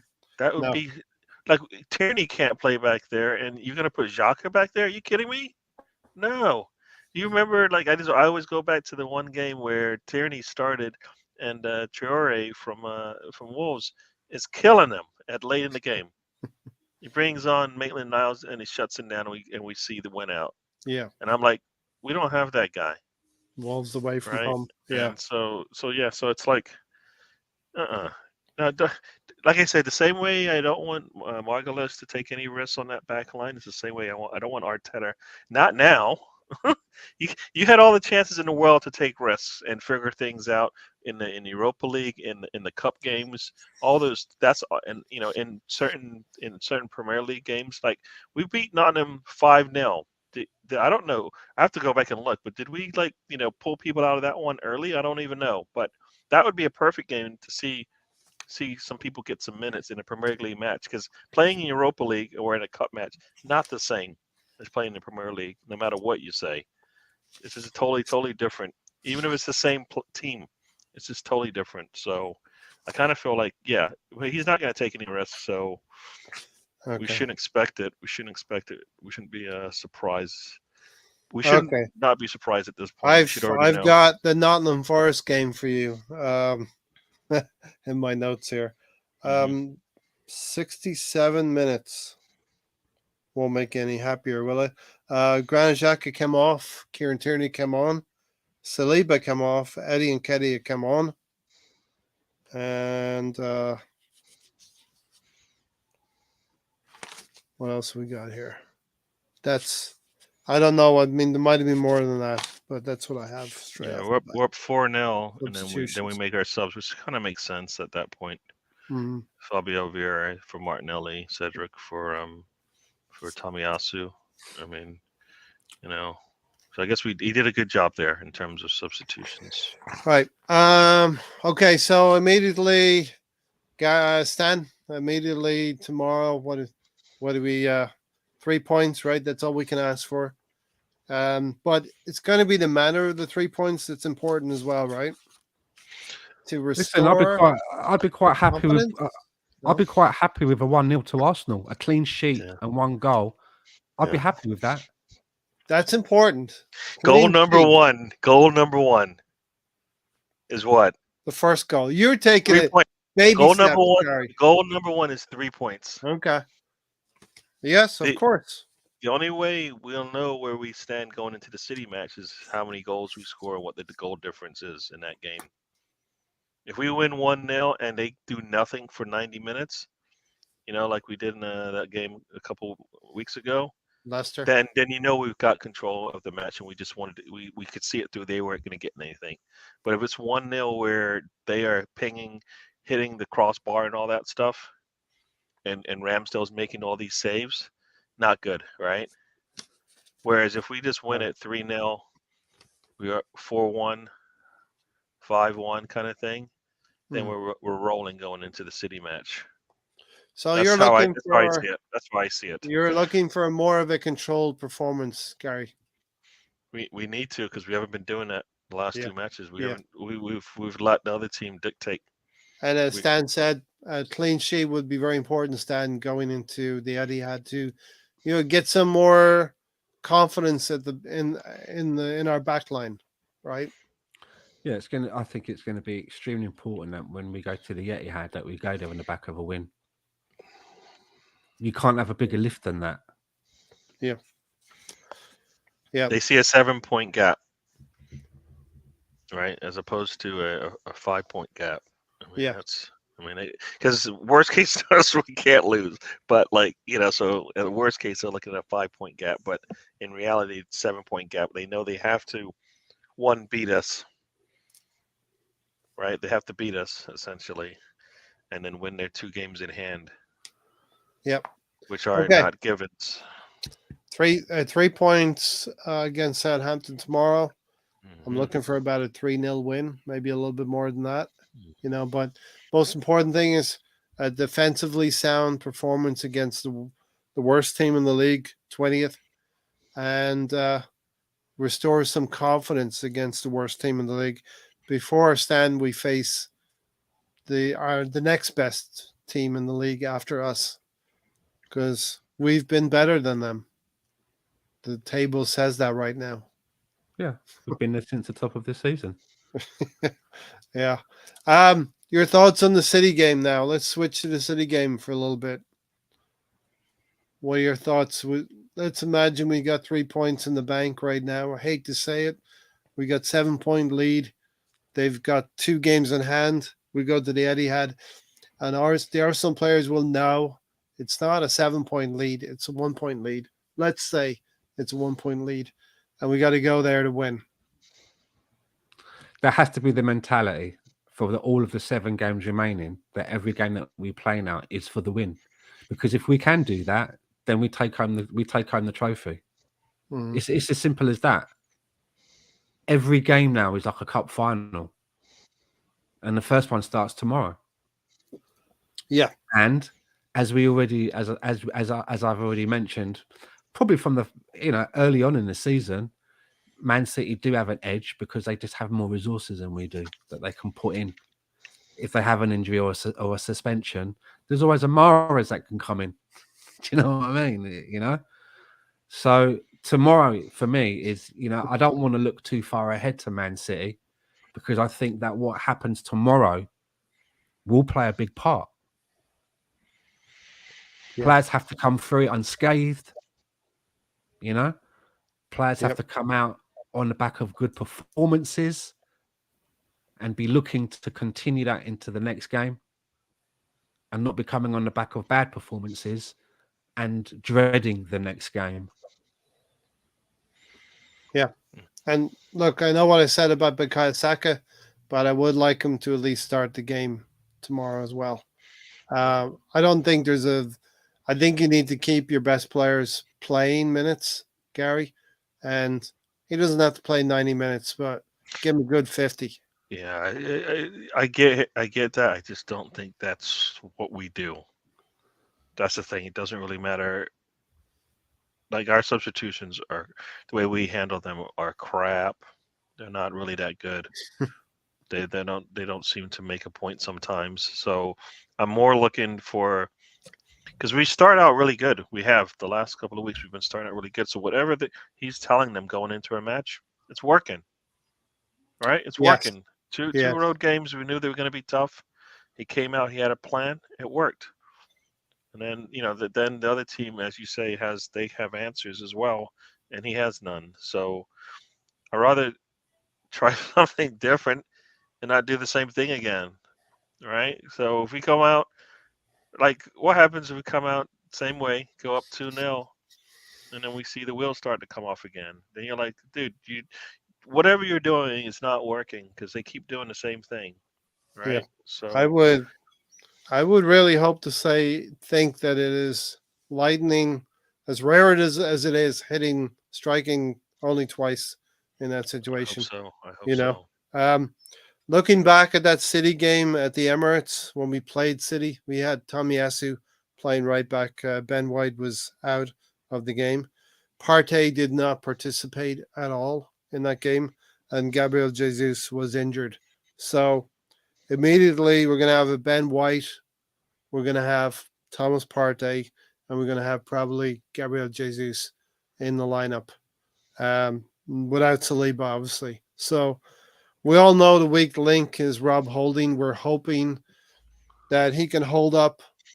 The defense can hold up long enough, Stan, that maybe we're going to concede a goal, but we might have enough to score more than them.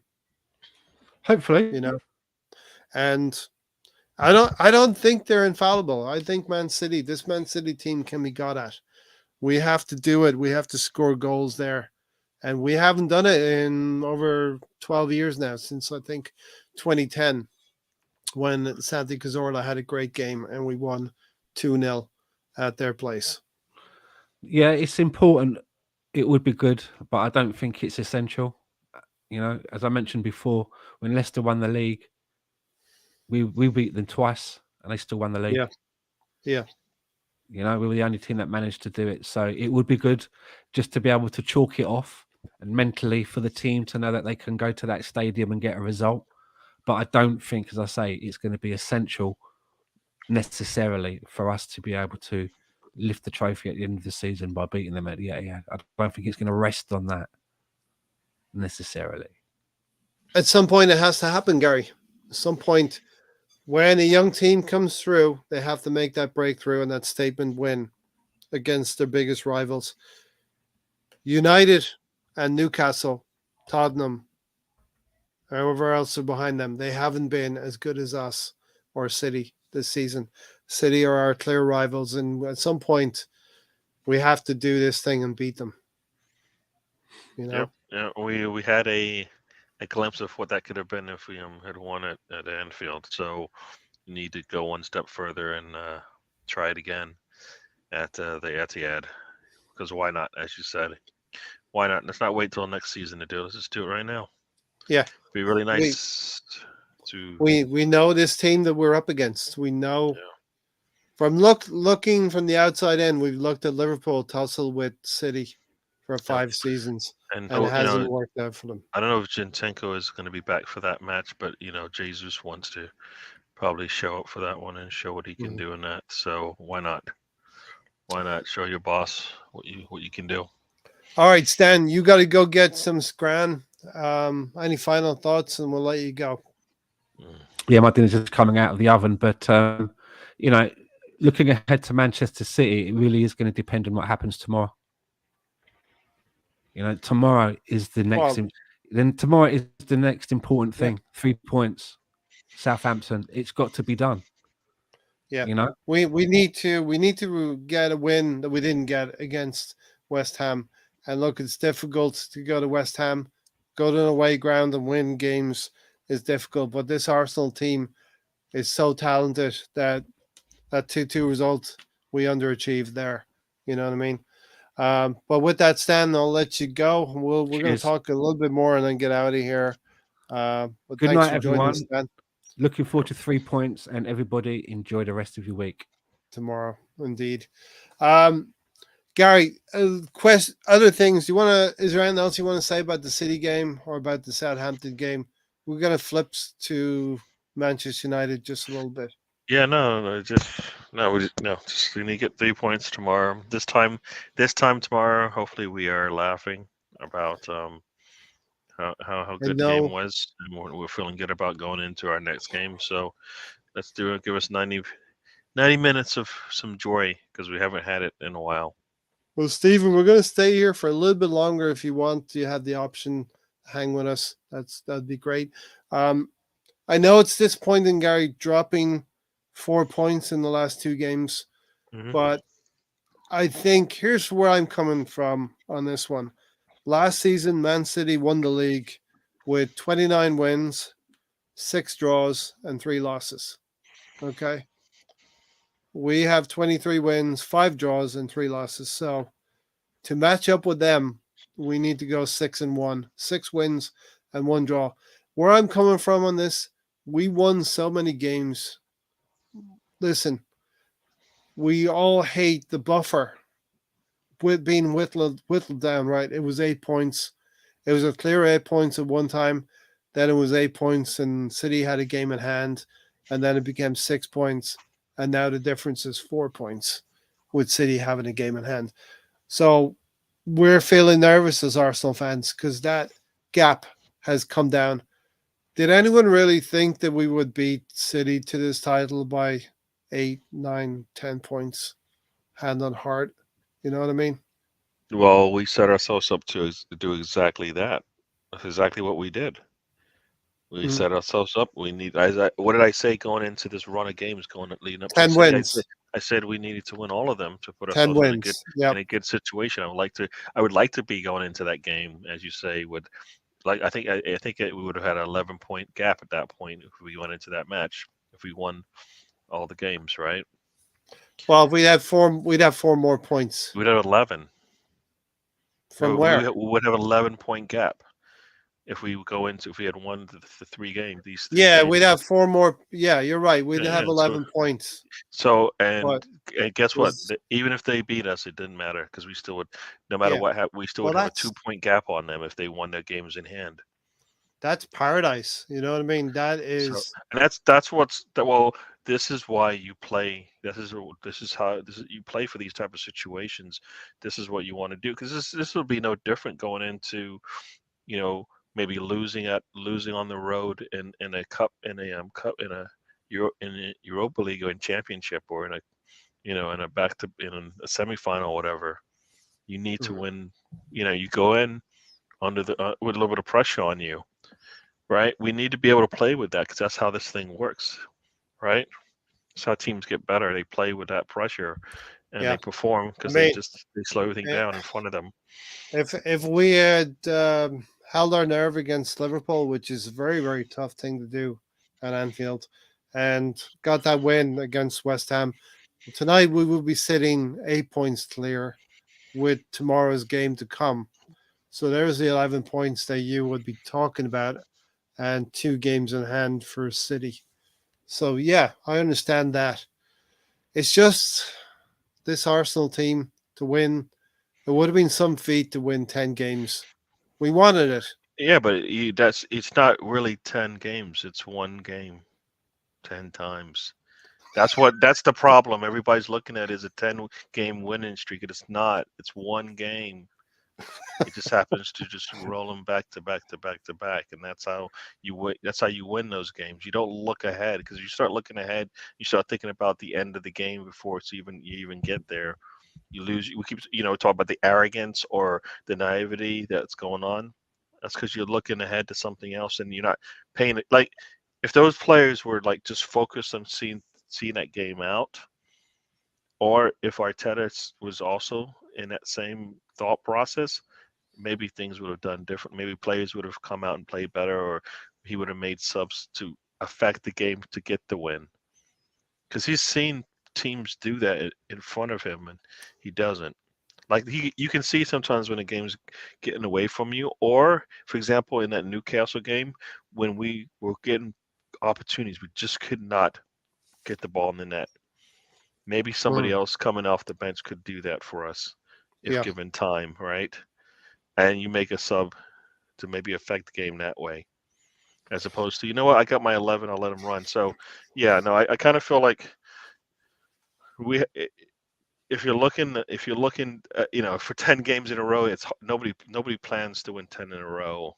But if you're looking to win the next one, it doesn't. Next thing you know, you look up and you maybe have done that. I mean, we won 7 in a row, Right. right? If we finish off, Yeah. we can. So we know we can win 7 in a row because we just did it. We can win the next 7. We know where we stand. Yeah. I like that. I So, like that, Gary. Let's cast our minds back really quick. We'll just stay with the City game at the Emirates. Well, my memory from that game, right? The Emirates, okay? We gave them a goal start from a very poor back pass from Tomiyasu. I think we can cut out that kind of mistake. We got a goal from a penalty, rightfully given, thankfully, by who the took that referee, penalty? Do you remember? Saka. And look, he'll be back. He'll score goals from penalty spot again for us. My memory of this, though, is that Eddie and Nketiah missed some great chances, and we're clouded by the fact that this did happen.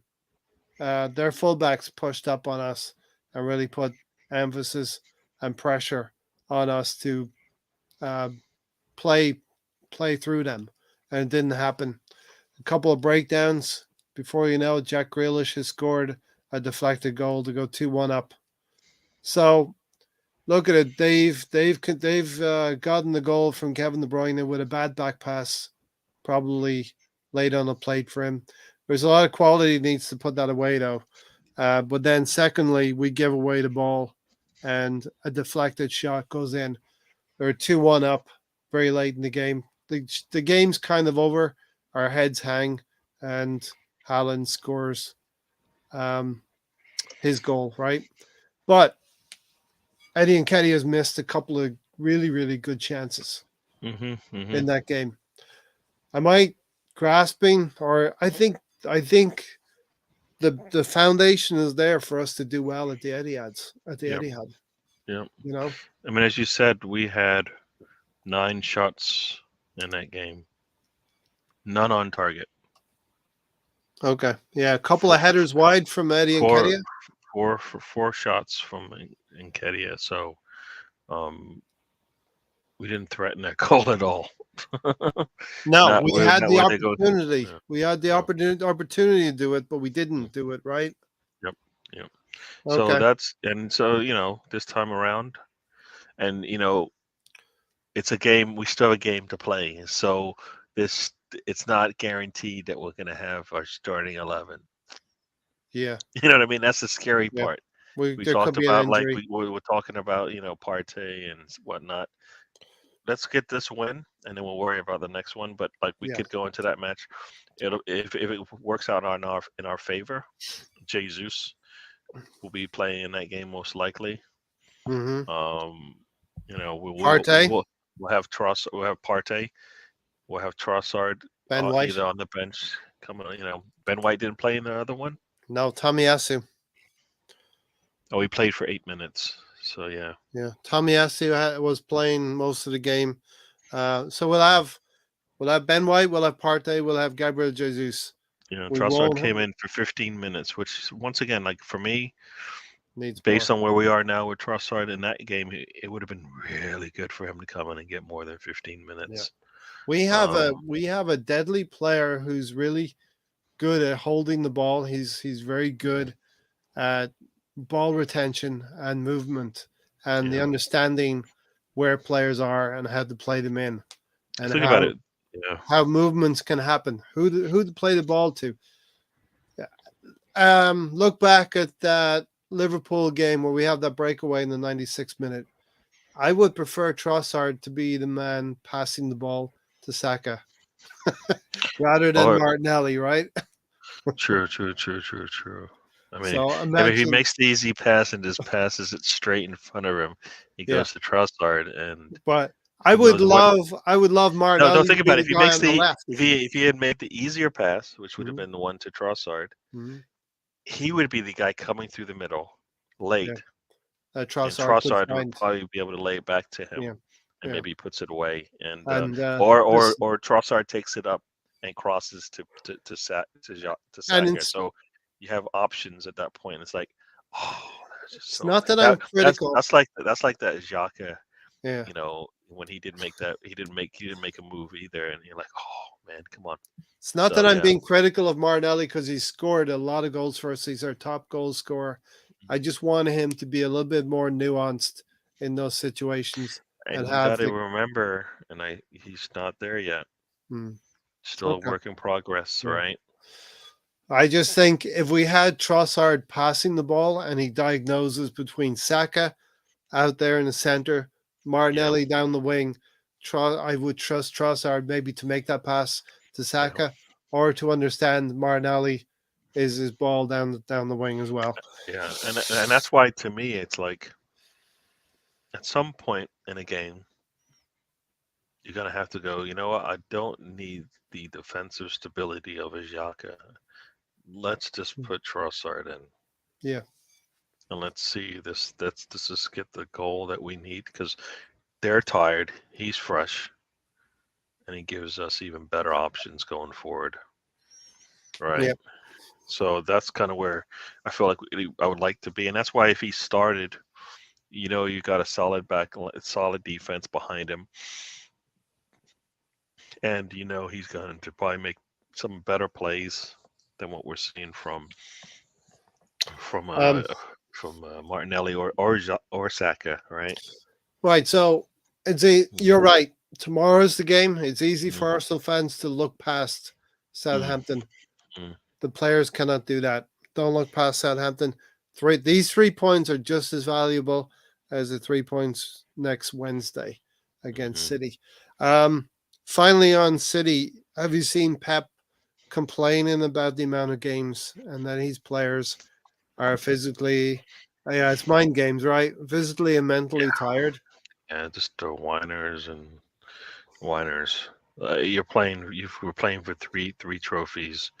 When you won, you're complaining. What are you complaining? Like, what? Why are we complaining? Like, we're upset that we're not playing the extra games as fans. Maybe Mhm. Arteta's fine with it, but as fans, we're like, it'd be nice to be able to compete. And I think the reason why we're playing the way we are is because we don't play enough. The team, like A rhythm. the team's not even focused. Like the coach Yeah. isn't focused as much. The players aren't focused, and it's too much downtime. Yeah. You think about it. There's too much downtime. You're really not in it when it's time to go. Like if you've been away from work for like a week, it takes a little while to get back. But if you were working every day or every other day, Mhm. you don't lose that momentum that you built up. So that's kind of where I felt like you sometimes do need to play those There's a extra lot to be games. said about the rhythm. Yeah, Every 3 days 'Cause you're playing a game. then you overthink it, right? Because we think Arteta overthinks it sometimes, right? Mhm. Yeah, it's Stephen, Arsenal. Yeah, yeah, goals. Yeah, yeah. Right now, we need to win some games, and we need more goals because we just need more goals because yeah, look, defensively we're you not that lose. solid. I was going to say you lose 2-2, but it does feel like we've been losing 2-2 Yeah, lately. You know. I don't mind winning 4-3 Mhm. because at least we'll win. You know what Look, I mean? whether we're going to model ourselves or we have modeled ourselves on City or Liverpool, Liverpool have done this thing by scoring 4 goals in a game. Yeah, They've beaten City 4-1 in their 5 years that they've been fighting with them. So yeah, that being said, we need to score 3 goals and maybe concede one. Let's not have a 2-2. Let's score one and concede less. yeah, Going down the back straight here. yeah. Another topic Manchester United fans have been talking about. I think it's Rio Ferdinand brought this up. They won the Carabao Cup and they're in the top 4 place. If Arsenal don't win the league, Man United have had a better season. Where do you land on that one? As somebody said, I find it interesting when we win the FA Cup. It's not a big deal. It's not. That's not something to be happy about. Nobody talks about it. Yeah. But they win a lower trophy, and there is something to talk about. Hmm. Why is that? Interesting, right? So yeah. I mean, I get like they possibly could finish in the top four, so maybe that's the added part to it. And that's not a given. That's not a given right now for them No, either. like us finishing the top four is more a given than them finishing the top and them winning a trophy, another trophy. So yeah, no, I heard that, and if they win the FA Cup, then yeah, it would be a better season because they win two trophies, and more than likely that will carry them maybe into the top four. There's something to be said for a trophy, though, Yeah. right? To win a trophy. We talk about it all the time. We'll rather have a trophy than just a really good season where we don't get anything. So we can't say that and then turn around and go, no, it's not good for them to do that. But for us, for what I can live with finish second where we are if we continue, because if that just is part of our progress, then next season I would be expecting us. Yeah, and the thing about next season, which we might be better team, but we may not be able to be an opportunity to maybe go 8-10 games up in the league, just because one will be spread thin a little bit. Mm-hmm. We play more games and hopefully getting deeper into some of these cup games. Next season is going to be challenging. I've been saying it for a while now. If we don't rotate, we're going to be in the same situation where we're dropping like flies in these cup games because we don't actually prepare for them, and we don't have we don't have the players. The only way we can. So either we play with the players we got, or we go and get better players. Two options. And now I was looking at this again, and I think we're still like around. We still need maybe 6 or 7 new players, and maybe some of them are loanies coming back. Yeah. Okay. But you know what I mean? Because we need like the players we have on the squad right now. Some of them aren't getting it done. Some of them probably might leave anyways. So we're gonna have to replace them. But we're probably still at that 10 player mark now, because we don't have somebody behind Saka, and Trossard should only be a one answer, because the same way that Ben White isn't an answer because he spreads himself thin, and then what we saw what happened, right? So Tomiyasu goes down, Ben White can't move over. So then, but we need to have a second player behind everyone that we feel like we can actually play, or else it doesn't work. I get the versatility of players, but we need to be able to have somebody that can play behind them, right? Because we're seeing we need it anyway. So no matter how versatile we are with Ben White, he can't play 2 positions at once. Right, Lonzo. What's up, Lonzo? Right, so Ben White cannot play center back and he can't play right back at the same time. It just doesn't work. No. You know what I mean? So that would be some coaching. The fact that he's versatile means absolutely nothing, because you don't But if we had the only way that happens, Gary, is if he plays 3 at the back. Ben White could slip into midfield. Yeah, but then we say that it hurts us because now we've got different players playing in position. No, but my thing is that's why the player behind Gabriel needs to be better. Right, Holding can hold his own, but we need better than Holding if we're going to play in the Champions League. Yep. Next season, listen, what kind of players are coming in? Do you maybe 2 really, really good players? Declan Rice, maybe a Caicedo, maybe a really good center back. But the other 3 players could be a Balogun. It could be maybe a Charlie Patino who's coming in playing some cup games. Who else, Gary? Like if Balogun doesn't come in, then we are doing ourselves a disjustice, and we're throwing disservice, because we need a different type of striker, and he is a different type of striker. Yeah. And Kedia isn't that type of striker, so it's not the same. So Balogun is for me that a different type of striker for us, and we would spend that money. Like we're not going to go out and spend 60, 70 on a striker, but we have one who could be worth that in a few years from now. So why not? Alonso. Yo, Alonso.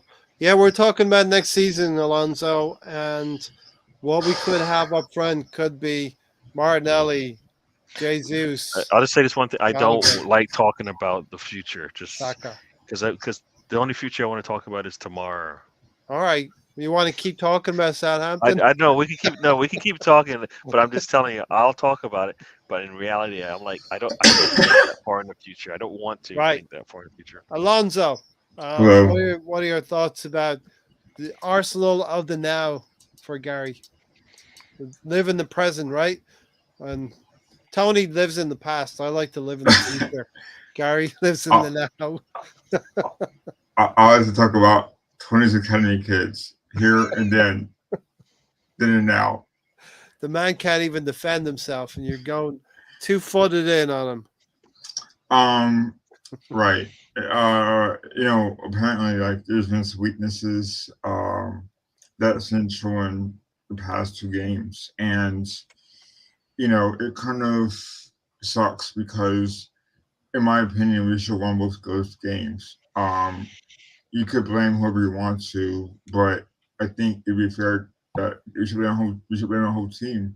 The whole team should be held accountable, really, because we're going back to well, Arsenal are going to play one half per match. They don't play a full game like they used to, where they play one full match, one full, and then the other half slip away last year and year before.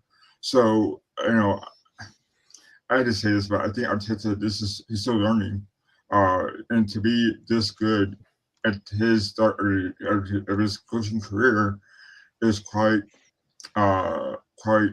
good and bad, because you're back at the FA Cup win, right, when they won the FA Cup, and there's a ceiling where he should have improved that year. But I think for us, all of us can agree on that our main goal, or Arsenal's main goal, would have been to hit Champions League, and they surpassed that really.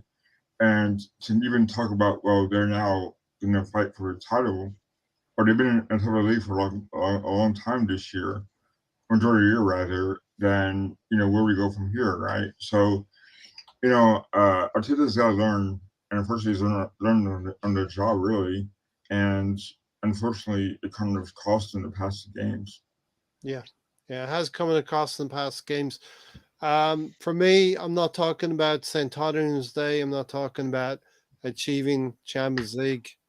I'm talking about a Champions League. It's fine if you want to talk about St. Tottenham's Day or a Champions League place being secured. I'm not even talking about that now. I'm talking about 7 games to go to possibly win the ultimate prize. And, that's in the back. We've achieved Champions League. We'll be there next season, but there's 7 games to play now, 7 games to win, and 21 points on offer. And we're not in the Europa League either, so it's all in here on this Premier League for us, and we want to win it. I want to win it. That Edu said in All or Nothing. We know the task ahead is to overcome Manchester City. We know who Manchester City are, and we have to take it on and attack them.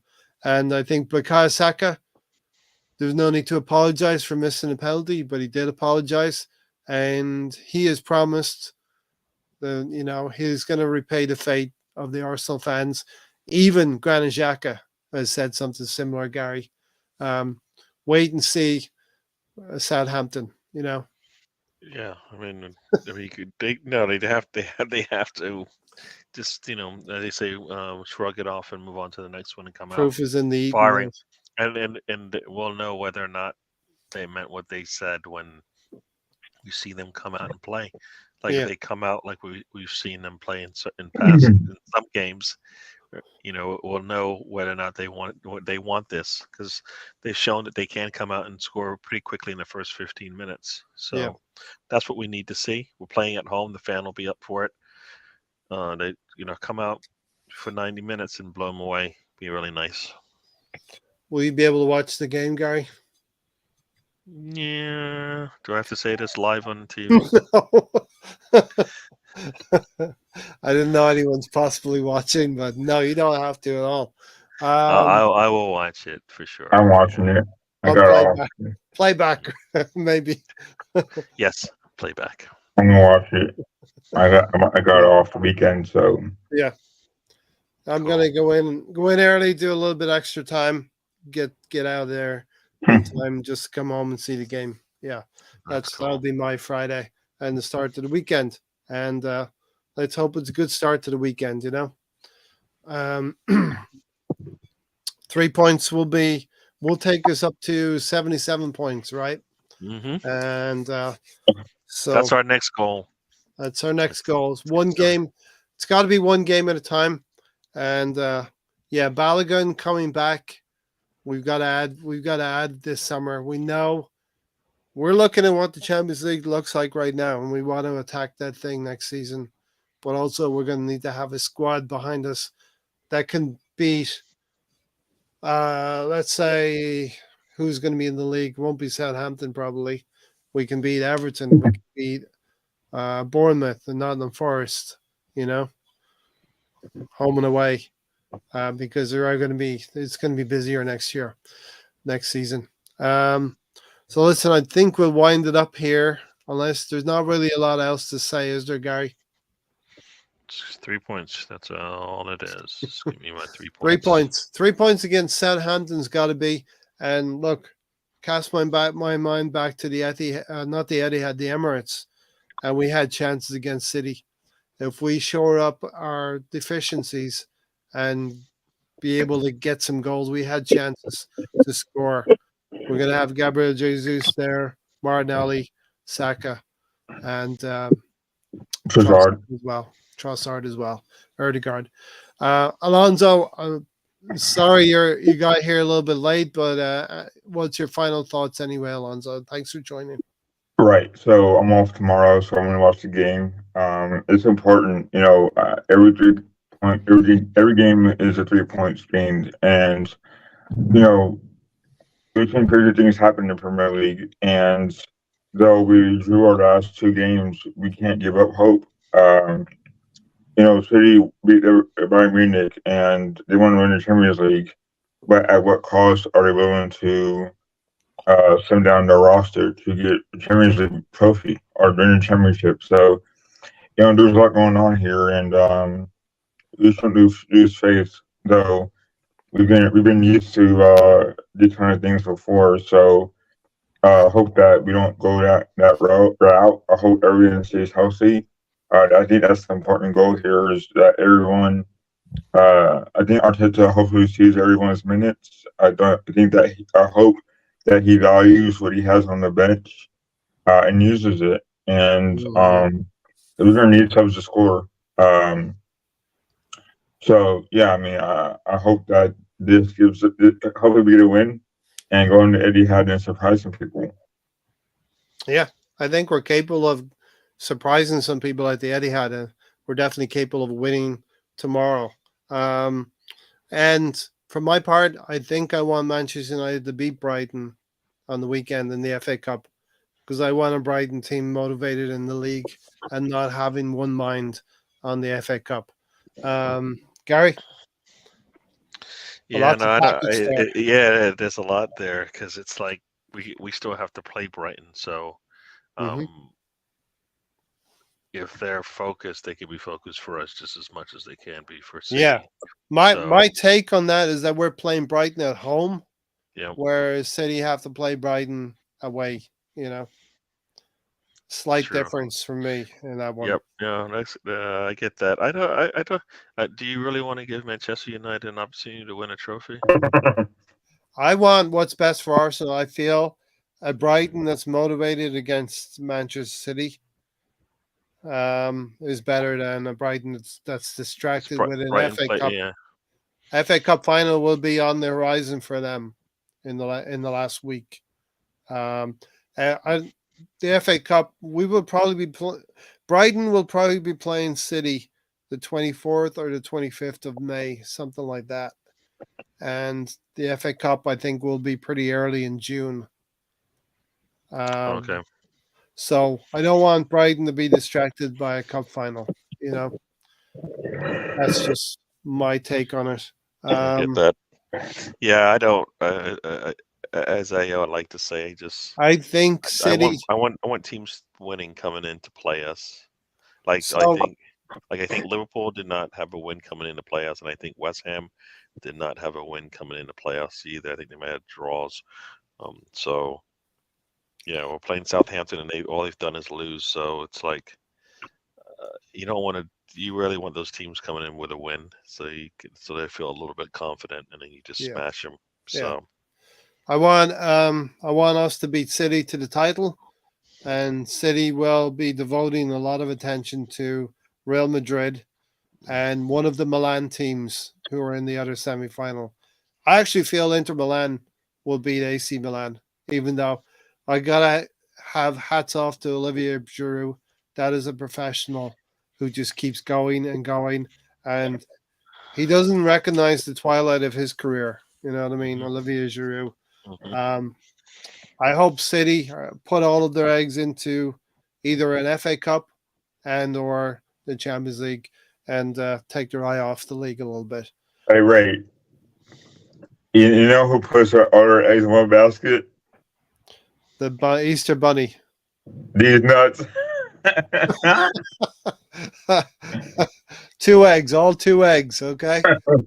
All right. With that, we'll leave it there. Alonso, as always, thanks for joining us. Yeah, thanks for having me, Ray, and good to see you, Gary. It's been a pleasure being on your show, Ray. All right. Gary Thank you. and Stan. Stan, thanks for joining earlier. Mhm. Gary, you going on Saturday? Road trip?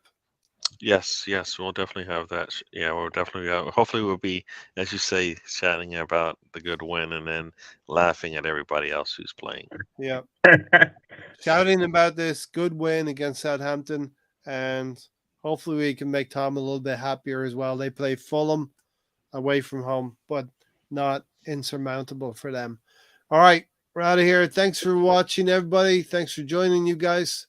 Always appreciate the chat. We had a good one tonight, and we play the Saints tomorrow. Let's get 3 points. All eyes on tomorrow, Gooners. We can keep this stream going for a little bit more. Take care, everyone. We'll see you Sunday and the road trip on Saturday as well.